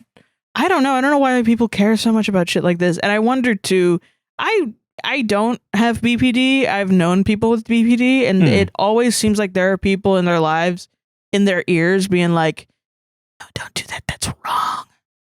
Don't do that. That's wrong. You're behaving wrong, which is fucked up. It's bad enough on its own. To do it to someone with BPD it's another level of you need to fucking change your life because you're an asshole. Yeah. Yeah. That's crazy, man. Yeah.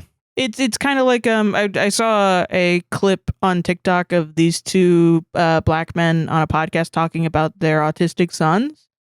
And they were talking about how their kids are really cool, and they love their sons, and that one of them was making YouTube videos, and one was doing animation, one was making music. Yeah. And they were talking about just how awesome their sons were, and they were also talking about how the medical stuff about it. One of their child psychiatrists wanted to get their kid put on Adderall and stuff, and they made a really good insightful point about neurodivergent kids that I hadn't thought about, because we weren't diagnosed as children, so we didn't go through this. But And our parents didn't either, so we didn't have this conversation with our parents. Yeah.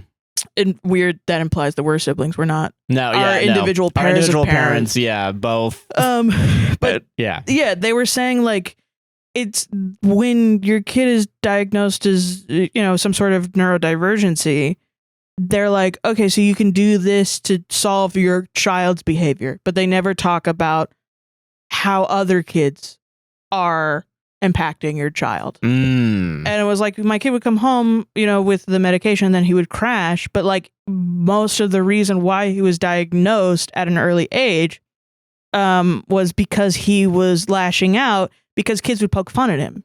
And it's like knowing what we know about like the uncanny valley effect with neurodivergencies. Oh yeah. Like you don't know that your kid's neurodivergent yet because they're a kid. And maybe you're not completely brought up, or I don't know, maybe you just missed it. I don't know what's going on in your life. And other kids see it and then they bully that kid. And then your kid lashes out and everyone puts the blame on your kid, especially if it's a black child, because they're blaming him. Yeah, racism. Yeah. Like, sadly does not stop at adults. It goes to kids too. Yeah, which is sickening. And yeah, I don't know. I think about it all the time. And I think about, situations like this too, how we like demonize people with BPD and narcissism. And now it's coming back. You're a sociopath. You're a narcissist. Oh, you're BPD. Of course she's BPD. Blah, blah, blah, blah. No, yeah. And it sucks all the shit that happens to these people that are just dealing with trying to fucking live. Yeah, with an issue or just trying to live their lives. Yeah. Jesus, man. I know.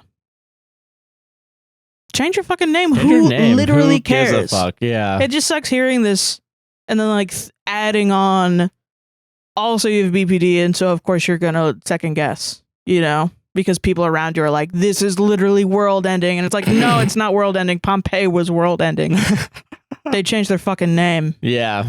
I think you can calm the fuck down. Maybe. Just a little bit, yeah. Just a little bit. Yeah. And I hate that our society has had like a big right wing lash. Yeah. Now everybody is like, it's cool to not care. It's cool to not cause a fuss, so that if you have any sort of emotion, you're an asshole.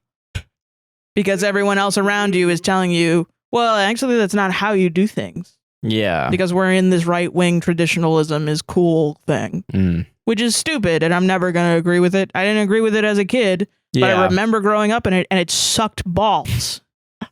It sucked ass. Yeah, it wasn't fun. No, it really wasn't. It sucked really bad. Yeah.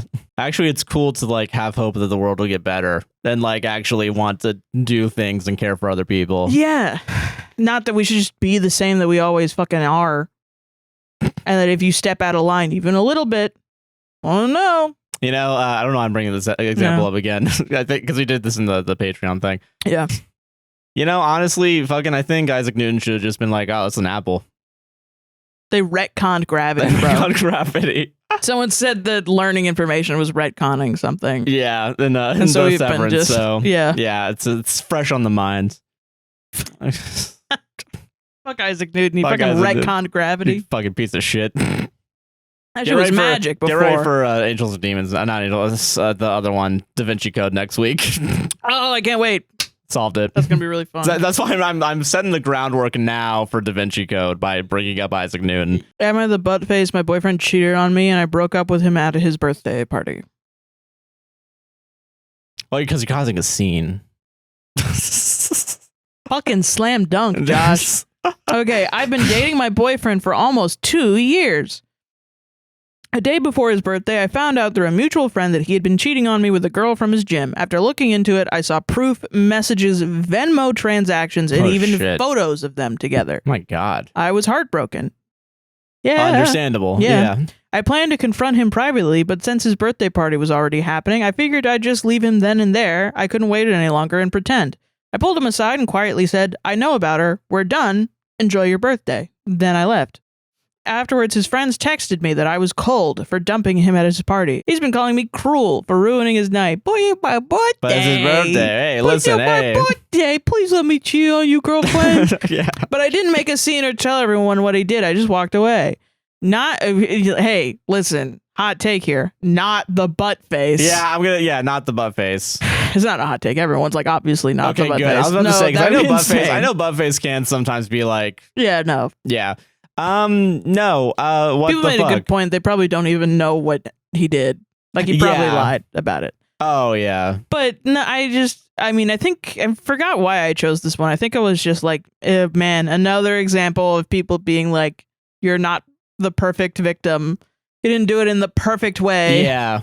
You should have actually done it at 12:01 after the birthday. Yeah. That would have been acceptable. No, that's not long enough after his birthday. It ruins his right. birthday because it was still It's actually similar. his birthday month. Yeah. So, well, you know what? While we're at it, birthday year. So, Yeah. like, I don't like. Should you brought it up ever? You are forced to stay with him and watch him cheat on you, like every night. He's gonna strap you into the chair from Clockwork Orange and keep your eyes open while he cheats on you with multiple women. And honestly, it's like your fault for not having a cuck fetish. Like, I feel like Honestly, it like is your fault. Yeah. Like, how dare you not watch your boyfriend cheat on you every night for 5 years And then marry him. and then marry him Yeah, that's crazy. and sign a prenup that he gets all your stuff Yeah, actually.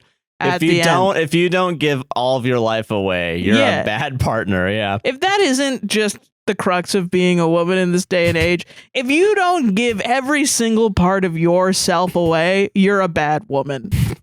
Yeah, that sucks. Why man. didn't you vote for the guy that wants to take your fucking rights away? That's crazy. Are you a shitty woman? What do you mean you don't want the guy to make you not even just a second-class citizen, but like a complete underclass of What do you like, mean you yeah. want to be the protagonist in a video game?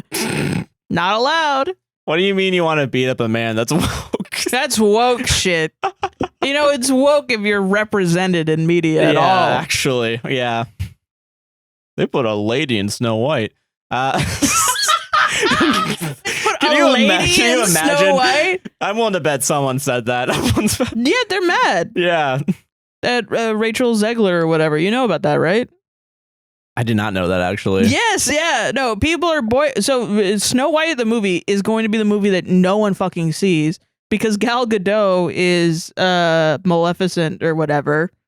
Mm. Whoever the bad- evil queen is. Yeah. I don't know fucking Disney. Who gives a fuck? I Yeah. live in the fucking Disney, like, never mind. All the words that were going to come out were not okay. Okay. All right. I live in Nice Disney, save, sorry. Disney corporate nightmare. I don't know any of the fucking shit about it. Yeah. But yeah, the evil queen or whatever from Snow White, Gal Gadot is playing it, and Gal Gadot is like uber crazy Zionist. Oh, yeah. Yeah. Israel's not killing enough kids, actually. And then Rachel Zegler has been like, no, I'm pro-Palestine. And people are upset. People were upset at Rachel Zegler before because in their eyes, she doesn't look like, quote unquote, Snow White. Which to me, she's the most Snow White looking motherfucker I've ever seen on the fucking planet. Characters Yes. also. Yeah. Like, if you're doing an Yeah. Abraham Lincoln documentary and that fucker looks like me, yeah, you should be a little upset. But, like, Yeah. other than that, I don't give a shit. Anyone could be fucking, I don't care. It needs to be a cell animated pop-up puppet. It needs to be a with cardboard the cutout. makeup put on like they used to do in Snow White because they did that. Did you know that's how she got her makeup? It was actual really? makeup. Oh, damn. They actually painted it on. Jesus. Yeah. Yeah, it has to be that or like literally a cardboard cutout that you just have a guy in a literal green cardboard screen. cutout. Yeah, it needs to Yeah. be. Everyone else is realistic, but Snow White is 2D animated. Probably would be baller. Not gonna lie, but Rachel Zegler, I don't know. She's nice. I don't know what else, but yeah. So people are boycotting it for Rachel Zegler because she's pro-Palestine, and people are boycotting it Is that why? because of Gal Gadot. Okay, I was doing Uber Eats like 2 weeks ago or Mhm. last week, I guess, whatever. I was on Reddit because I was in this area, like one of those fucking stupid lifestyle centers where like you have to drive and that's where everything is. Oh yeah. There was like a bunch of cops at like a movie theater, and I looked on Reddit like, hey, what's going on? Only one other person like asked a question about it, and then they were like, someone called in a bomb threat, but the only bomb they found was the Snow White movie, and I was like, what the fuck is going on? It's probably here? also bad. It might also be bad, but I wonder if that's why. You can have a level of badness, but then some people go a little too far. I get, yeah. I don't know. Whatever. I don't know. Yeah, I don't watch movies. Yeah. Yeah, no, fuck that guy. Yeah. Yeah. Solved it? Solved it. I lost the plot there, I think. No, I get it. Like a movie plot, you know what I'm saying? All right. Fucking. Am I the asshole for not doing an art commission I was not told about? Okay, probably not. Probably not. I'm really throwing softballs today, guys. Yeah, I think we all are. It's an easy week for us. Am I the asshole for not doing the world's hardest equations? Everybody tunes into APWSTR for moral conundrums. Yeah. I don't know. Is he? Yeah, that's what this show is about. Yeah. Okay. Am I the asshole for not doing an art commission I was not told about? Title sounds a little confusing. Wasn't sure how Not to best that word confusing. it. Pretty simple. I get it. Yeah. Hopefully this all makes sense. Okay. I, female 33, do a lot of art in the needlework medium. Ooh. Embroidery, cross-stitch, weaving, etc. Okay. I'm going to toot my own horn here. I'm very good at it. I've won first prize at a couple of our state fair competitions. Damn. And the one tapestry piece I had in a gallery sold for a good bit of money. Nice. Okay, bitch, damn. A few years ago, I made a choice that I would no longer take commissions.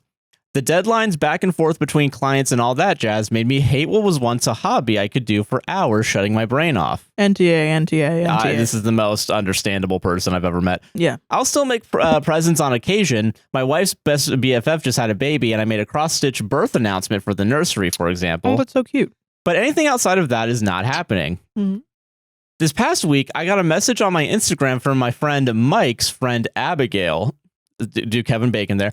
Abigail said Mike recommended me for an embroidery she wanted done, and how soon could I get to the process? I told Abigail I was sorry, but I no longer take commissions, and Mike knew that already. Abigail was a little pissy, but Mike, OMG, he texted me in a fury saying he really buttered up my work to Abigail, and he was trying to date her, and I fucked things up for him.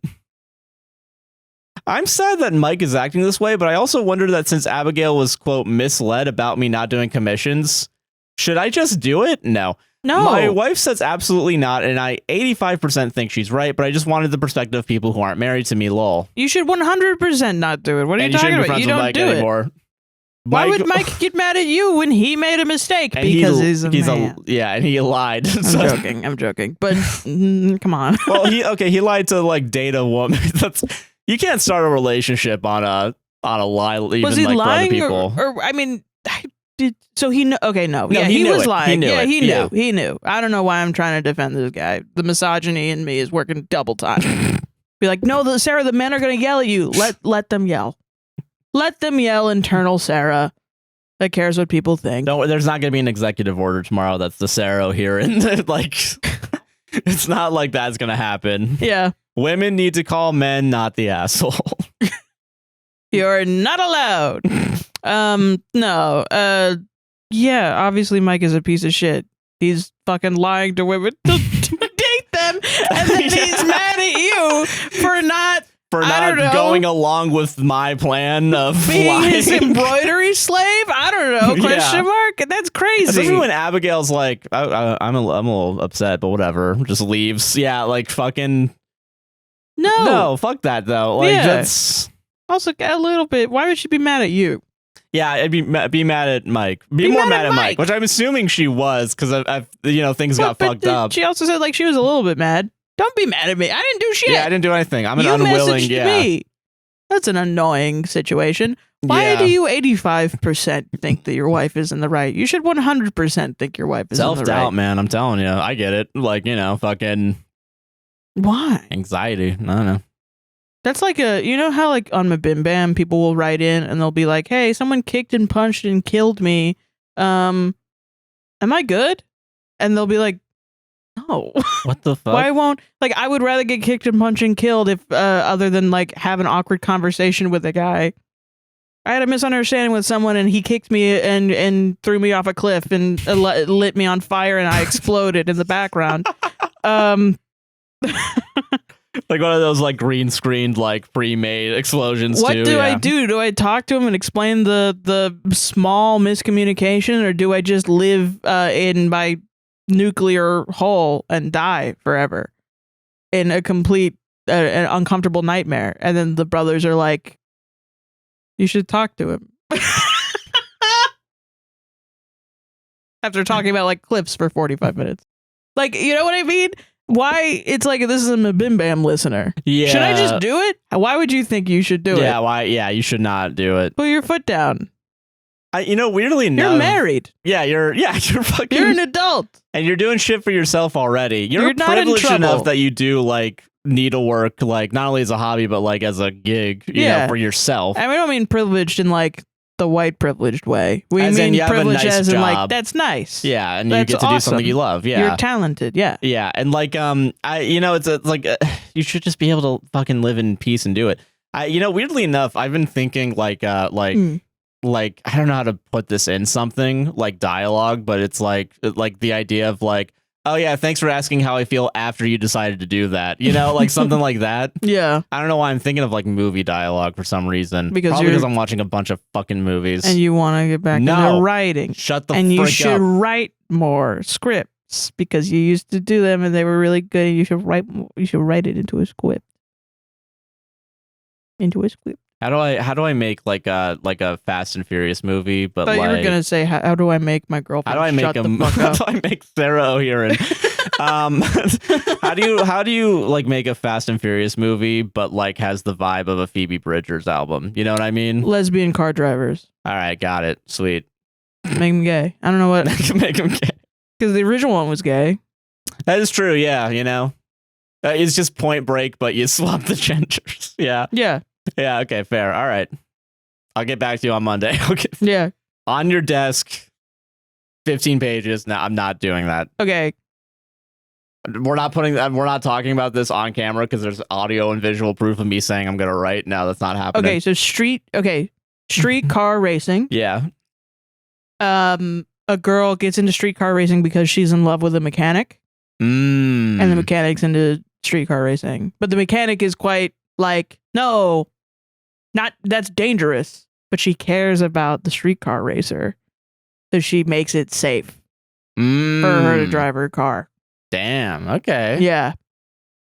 But then also there's like, I don't know, maybe the mechanic's dad is like needs chemotherapy or something, and that's why they need the money. Yeah. Oh yeah. Okay. Yeah. Yeah. So she wants to streetcar race to get her dad, whatever. Yeah, and then like they win a race, but like it's against like someone like really bad. So then there's also like another person coming in trying to like fuck them up. Yeah, like someone just like defending their honor or something. Trying their honor, but like also trying to like drive them off the road, like be like really aggressive of a driver. Yeah. Yeah. Should write it. Yeah. So Fast and Furious, but lesbians and Baby Driver. Yeah. Yeah.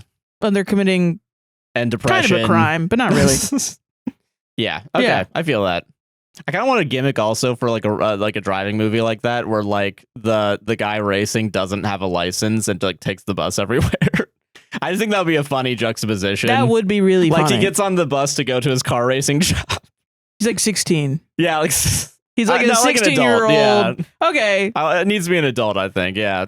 Well, everyone else is an adult, but he's like a sniveling 16-year-old rich kid or something. Oh, there you go. Yeah. Yeah. Taking like different bus lines so no one can track him. Yeah, he's just like a really talented car racer. There you go. Yeah. Yeah. Played a lot of Grand Theft Auto. Yeah, but he doesn't actually have his license or anything. Yeah. Yeah. Okay. There we go. Yeah. We'll get there. I think that could be really funny too, because then the two lesbians are like, "What the fuck is wrong with you?" You know what I mean? You know? Yeah. Hell yeah. Okay. Yeah. I'm working it out. Don't fucking steal that. Oh, and then they fix the race. Ooh. They all team up together, and that's the big twist at the end. That they hate each other, but then he finds out that her dad has chemotherapy, so he fixes the race and lets her win. Like at the last second, slowly press the brakes. And it's a big like, question on if she actually won or if So it's actually kind of a horror movie also, because it's like, did she actually earn the That's what a horror is to you? Am I good enough? Did you watch The Substance? I don't No, think that's I what a haven't. horror is. All right, okay. I'm being a little facetious. Yeah. I think. Yeah. Okay. Anyway. All right, okay. No, whatever. This is your last story too, isn't it? Yeah, it is. What the fuck? Why am I talking? I don't know. D&D. Yeah. D&D 1 for the last one. If you ask if you level up, then you don't level up from a DM. Okay. All right. I'm just gonna read it. Yeah. Let's go. Edited for clarity. Obligatory. I'm new to D&D. Our DM has dinged us twice with if you ask if you level up, then you don't level up. And we've missed 2 levels from this under the milestone system, which was a surprise to even his regulars. He said, quote unquote, it's an unofficial rule of the game. Is that true? Has anyone heard of this? I haven't. Once was when I just mentioned something about leveling in between sessions, and another when a fellow player asked directly at the end of a session. So we have got the feeling we might be facing critical 5 stuff as level 3 next session. Is that how it works? Edit, because someone asked, the DM is in his late 20s. So, okay, so this is why I don't do milestone. Okay. And I get why people do milestone. So in D&D, there's 2 different things. There's XP leveling and milestone. Milestone is when your team, story-wise, it makes sense. Yeah. You do a big monster. You finish a quest. Yeah. Everybody levels up at the same time. Yeah. Great. XP is you count the amount of XP each monster has, and then you divide it among the people, and then you add it to your characters, and then you level up when you get enough XP. The people stopped liking XP because people started becoming like, I'm going to kill that dog. I'm going to kill that cat. I'm going to kill that NPC. Fuck him. Because they wanted to level up real bad. Yeah. Because usually it became a trope of your players want to level up all the time. But then with milestone leveling, your players got really into the game, and then they were like, we just killed 3 goblins. Do we level up? And it's like, no, because No, you don't level up yet. But it also created DMs that were like, I know you just killed the big bad. You have to kill the next one before you level up. It was like, yeah, like, okay. That's okay. You're kind of being a little dick then. Right. Yeah. So to combat the players asking all the time, DMs jokingly started saying, if you ask, then no. But if someone actually decides to take go that through as with a it, rule, jokes. That's fucking dumb. You guys might be surprised to hear this. Jokes sometimes shouldn't become real. Sometimes they're silly Billy. They're just silly little things. Yeah. It's silly Billy talk that doesn't matter. That's crazy. I have not heard of anyone actually doing this. I don't think I have either. I mean, I wouldn't be surprised. Usually it's like, oh, do we level up? Now that you asked, you don't level up. And then the next time it's, okay, yeah, we all leveled up. Yeah, it's like, you're a little haha, tongue in cheek. Yeah. But it's also kind of why I don't do that. It depends on your table. If you have a bunch of murder hobos where they're killing everything, then maybe you do milestone. Oh, milestone. Yeah. But if people genuinely are like, no, I want to play the fucking game, then let them do XP. Weirdly, I think I saw Brennan Lee Mulligan. I don't know why I refer to him on this, but it's fucking... Yeah, I wonder why. Yeah. Brennan Lee Mulligan, I think he did something like about like XP in combat where it's kind of like if you all... Because I guess he does like a mix, I guess, is what he's trying to say. It's like he does a mix of like sometimes when you do like a big thing in role playing, you do get some XP. And then when you do monsters, you get XP. Because I think the analogy was like if you go to wizard school when it's only combat only, you're going to go to wizard school and then we're going to be like, all right, we're going to go out and kill some goblins. Just fucking do that. And it's like, that doesn't really fit in with what I want to do as a character. Yeah. Yeah. Well, and I get that. I just think, I don't know. But when you're playing a game and you're not writing a show. Oh, yeah. I find for my table, and this isn't going to work for everybody's table, you guys like transparency. Because we're also online. We're not in person. Yeah. And so you like things to be in front of you. Like, I make all my rolls out front. Which is nice. Yeah. Yeah. Every once in a while, I'll do like a self roll.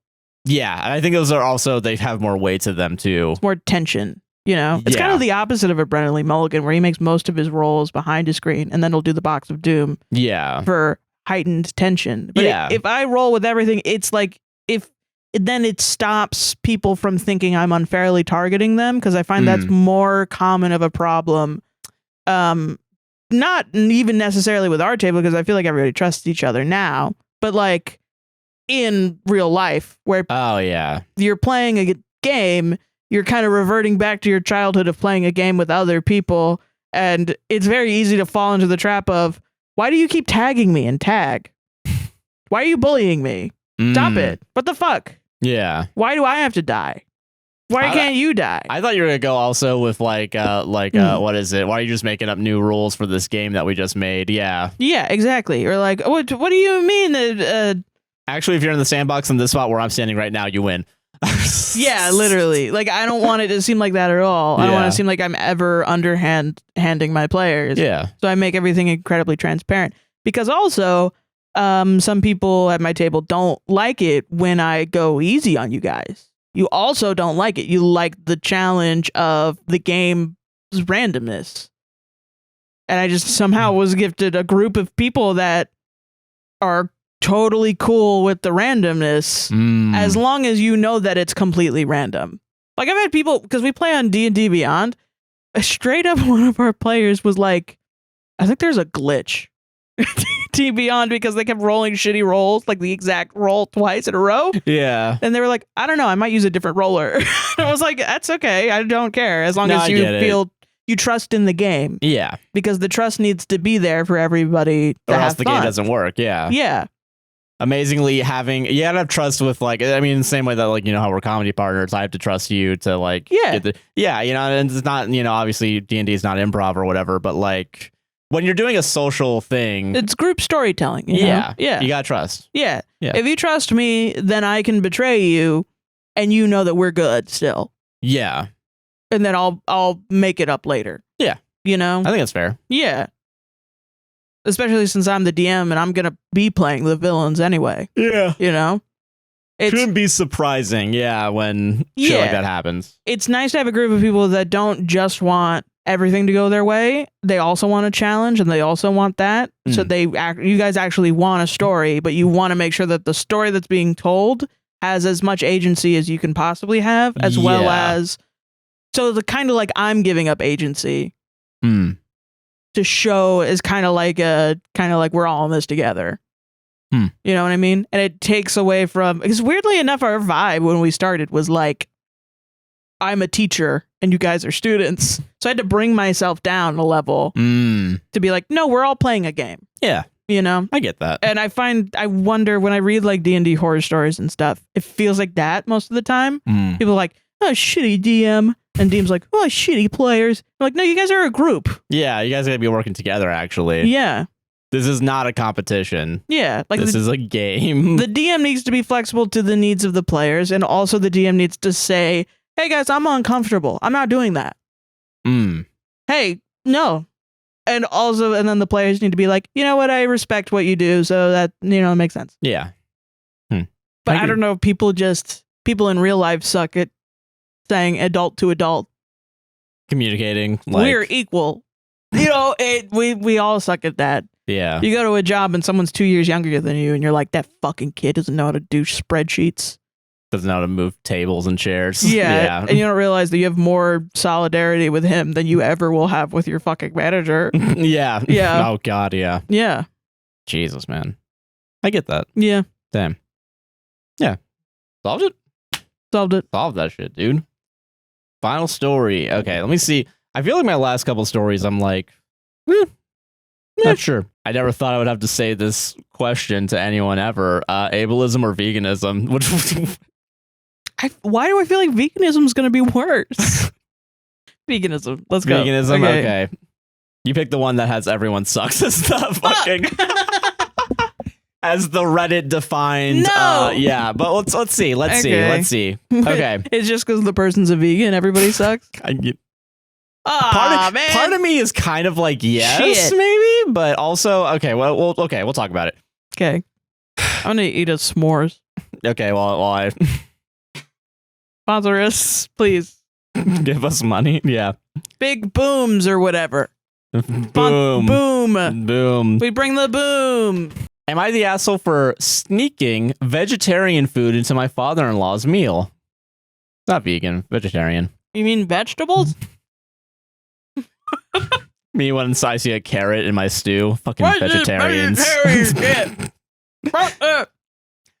Not a throwaway, but a private because my fiance knows my main.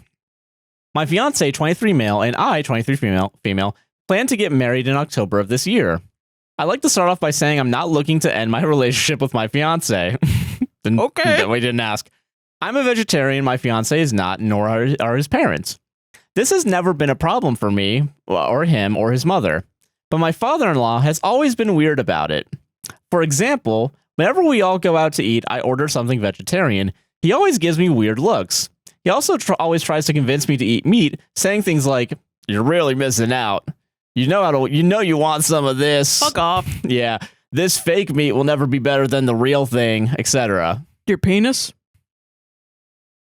This is just what I think. Yeah, okay. Yeah, you should just make him think about cutting off his own penis and eating it every time. Yeah. Yeah. Yesterday, my fiance and I invited his parents over to our house for dinner. I made spaghetti and meatballs for my fiance and his parents, and spaghetti and vegetarian meatballs for me. I put them in 2 different pots and put them both on the table. When his parents were grabbing their food, his father happens to grab the spaghetti and meatless meatballs instead of the real one. Okay, I know why everybody should hear. Now, here's where I might be the asshole. After I see him put the meatless meatballs on his plate instead, I decide not to tell him. He sits down, finishes his whole plate, and even gets a second helping. Once his parents left and me and my fiance were cleaning up, I tell him about the whole fake meat thing. My fiance gets really mad at me and immediately calls his dad. His dad then calls me and starts berating me on the phone, saying I'm a psycho, my fiance should leave me for trying to, quote, poison him? I tried to defend myself by saying I wasn't the one that gave him the fake meat, and he grabbed himself, with his 100% true. Yeah. My fiance said I should have told him which was which, but I genuinely don't see the problem. I know he's not allergic to soybeans or anything, so I don't see the harm in trying vegetarian food once. I think I might be the a-hole because usually my fiance always defends me when his father and I get into arguments like this, but the fact that he isn't worries me, so Reddit, am I the asshole? What did they think is in it? Arsenic? Anthrax. Anthrax? Okay. Gay molecules. That's a really stupid joke.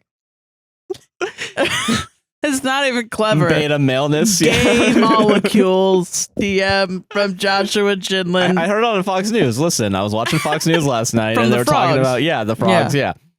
Update, a bit of a quick update, but after reading your comments, I've decided I'm going to apologize to my father-in-law. Whether I was in the wrong or not, it wasn't right to not tell him what he was eating.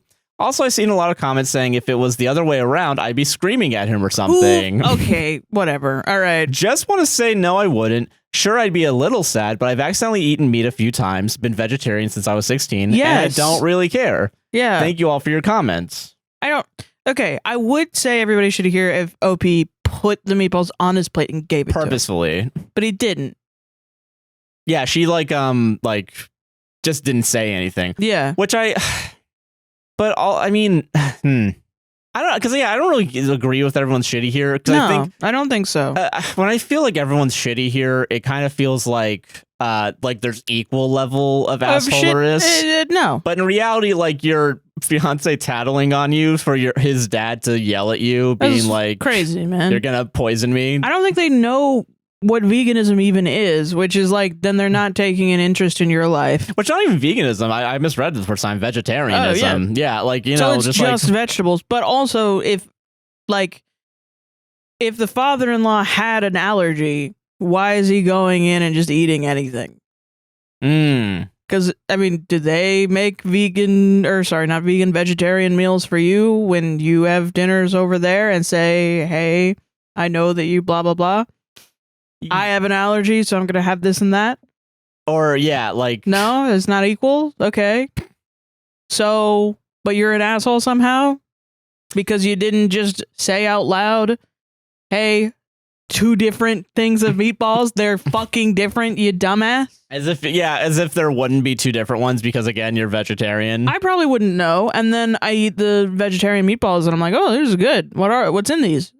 Vegetables. Really? Huh. What's the fucking recipe so I can eat vegetables, please? More, yeah.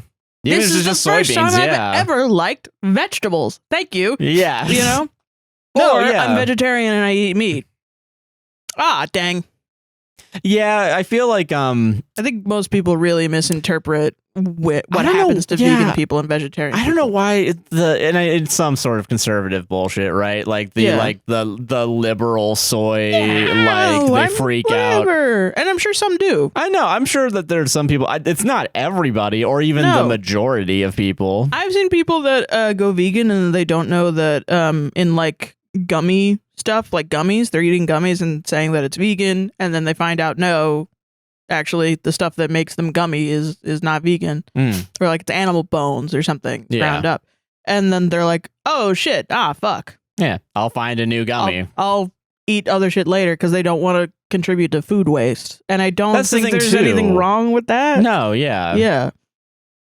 I think it would be more fucked up to like we already waste like what 30% of our food or some shit. Yeah. Like, why would you want to contribute like more than that? Yeah. And I just think like I think it's sad that we've decided because people have a different dietary preference that they're like a lesser or like they're missing out, like or like it's politicized. It's just a diet, man. It's just a fucking diet. This is a different type of thing. You think hippos look at each other and they're like, Greg over there only eats meat. He doesn't even eat people. Fucking dumbass. Fucking Greg. Yeah. Thinks he's better than us. No, they're fucking hippos and they all fart in the same lake. They don't give a shit. Yeah.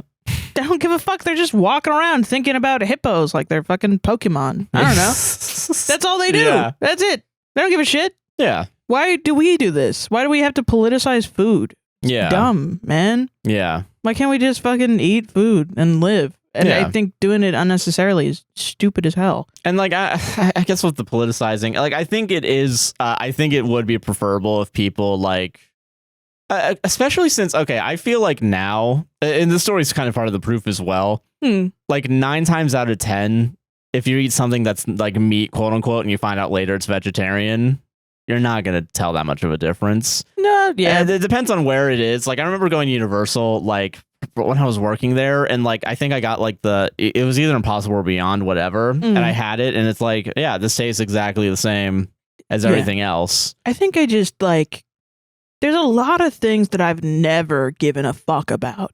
Yeah. And this is one of them. I've never given a shit about whether a vegan or a vegetarian is eating different things than the rest of people. Yeah.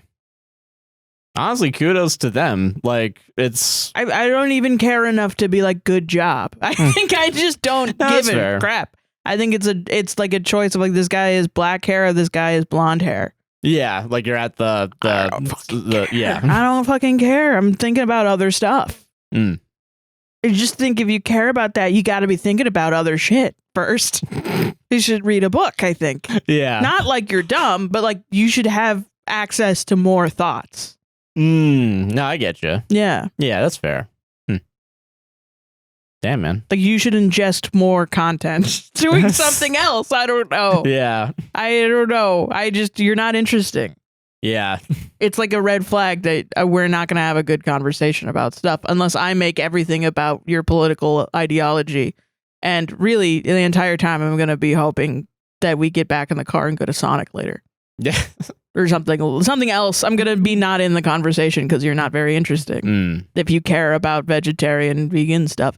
Unless, I mean, I've grown up and I'm like, okay, yeah, I care about like the beef industry and stuff the like environment that. is my thing too. I mean, about people that are like, oh, vegetarian, blue-haired liberal. No, yeah, which is still a prevailing thought for some reason. It's weird. Well, it's the right-wing push. Yeah.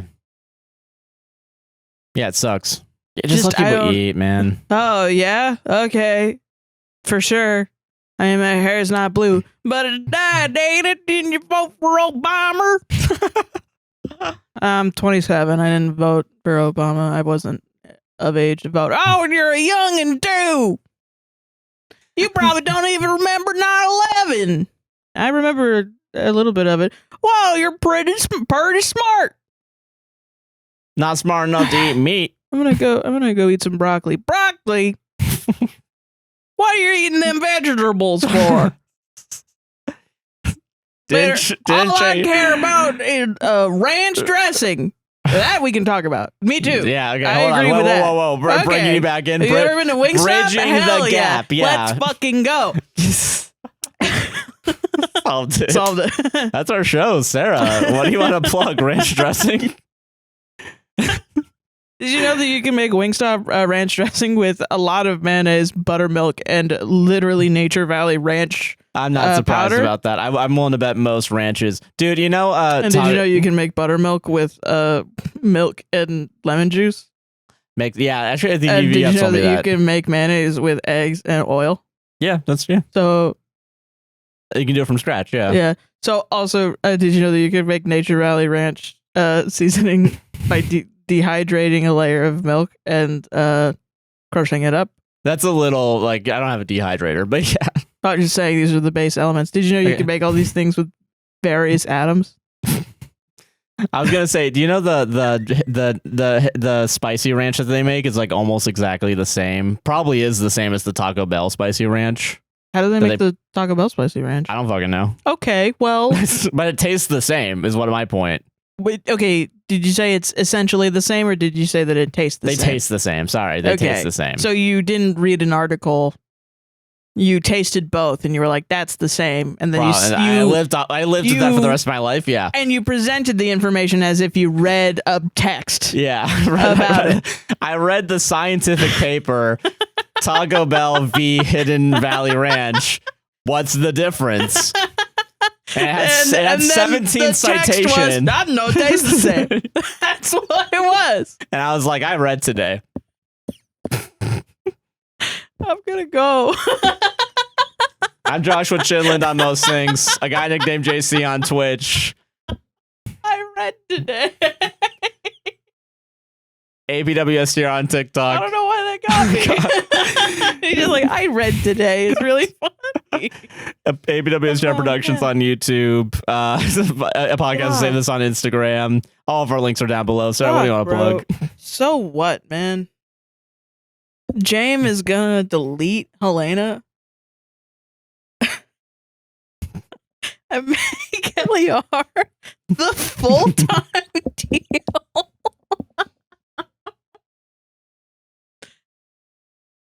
I say this is a spoiler, but it's like stupid. Like it's not. That doctor's gonna be a little freak next season. That's so hearing on abduct everyone? I don't know. So it's 7 o'clock. I gotta fucking edit this. Bye-bye. No, you gotta put your plugs. No, who cares? It's in there. Everything's down in the description and link tree, including our mutual aid links, all the ways to support, Patreon, buy me a coffee, all that stuff. Why are you yelling at me to finish the show when you could just finish the fucking show? All right, we'll finish the show then. Fine, Bye-bye. fuck it. All right, bye everybody. I love you. Yeah, I want to give you time to say I love you to them. James is gonna delete Helena and make Heliar the full-time deal. This is ridiculous. While Gemma takes down Lumen from the shadows. Lumen's gonna abduct everybody. Everybody. Everyone. Lumen will abduct everyone. Where do you think they're gonna put him in, like the water tower or something? Yeah. It's gonna be the water tower's gonna turn into the monster from Nope and just like suck everybody up because they looked at it. Yeah. Lumen's gonna abduct everyone. I don't know. I don't know. Okay. I'm fucking spitballing here, bro.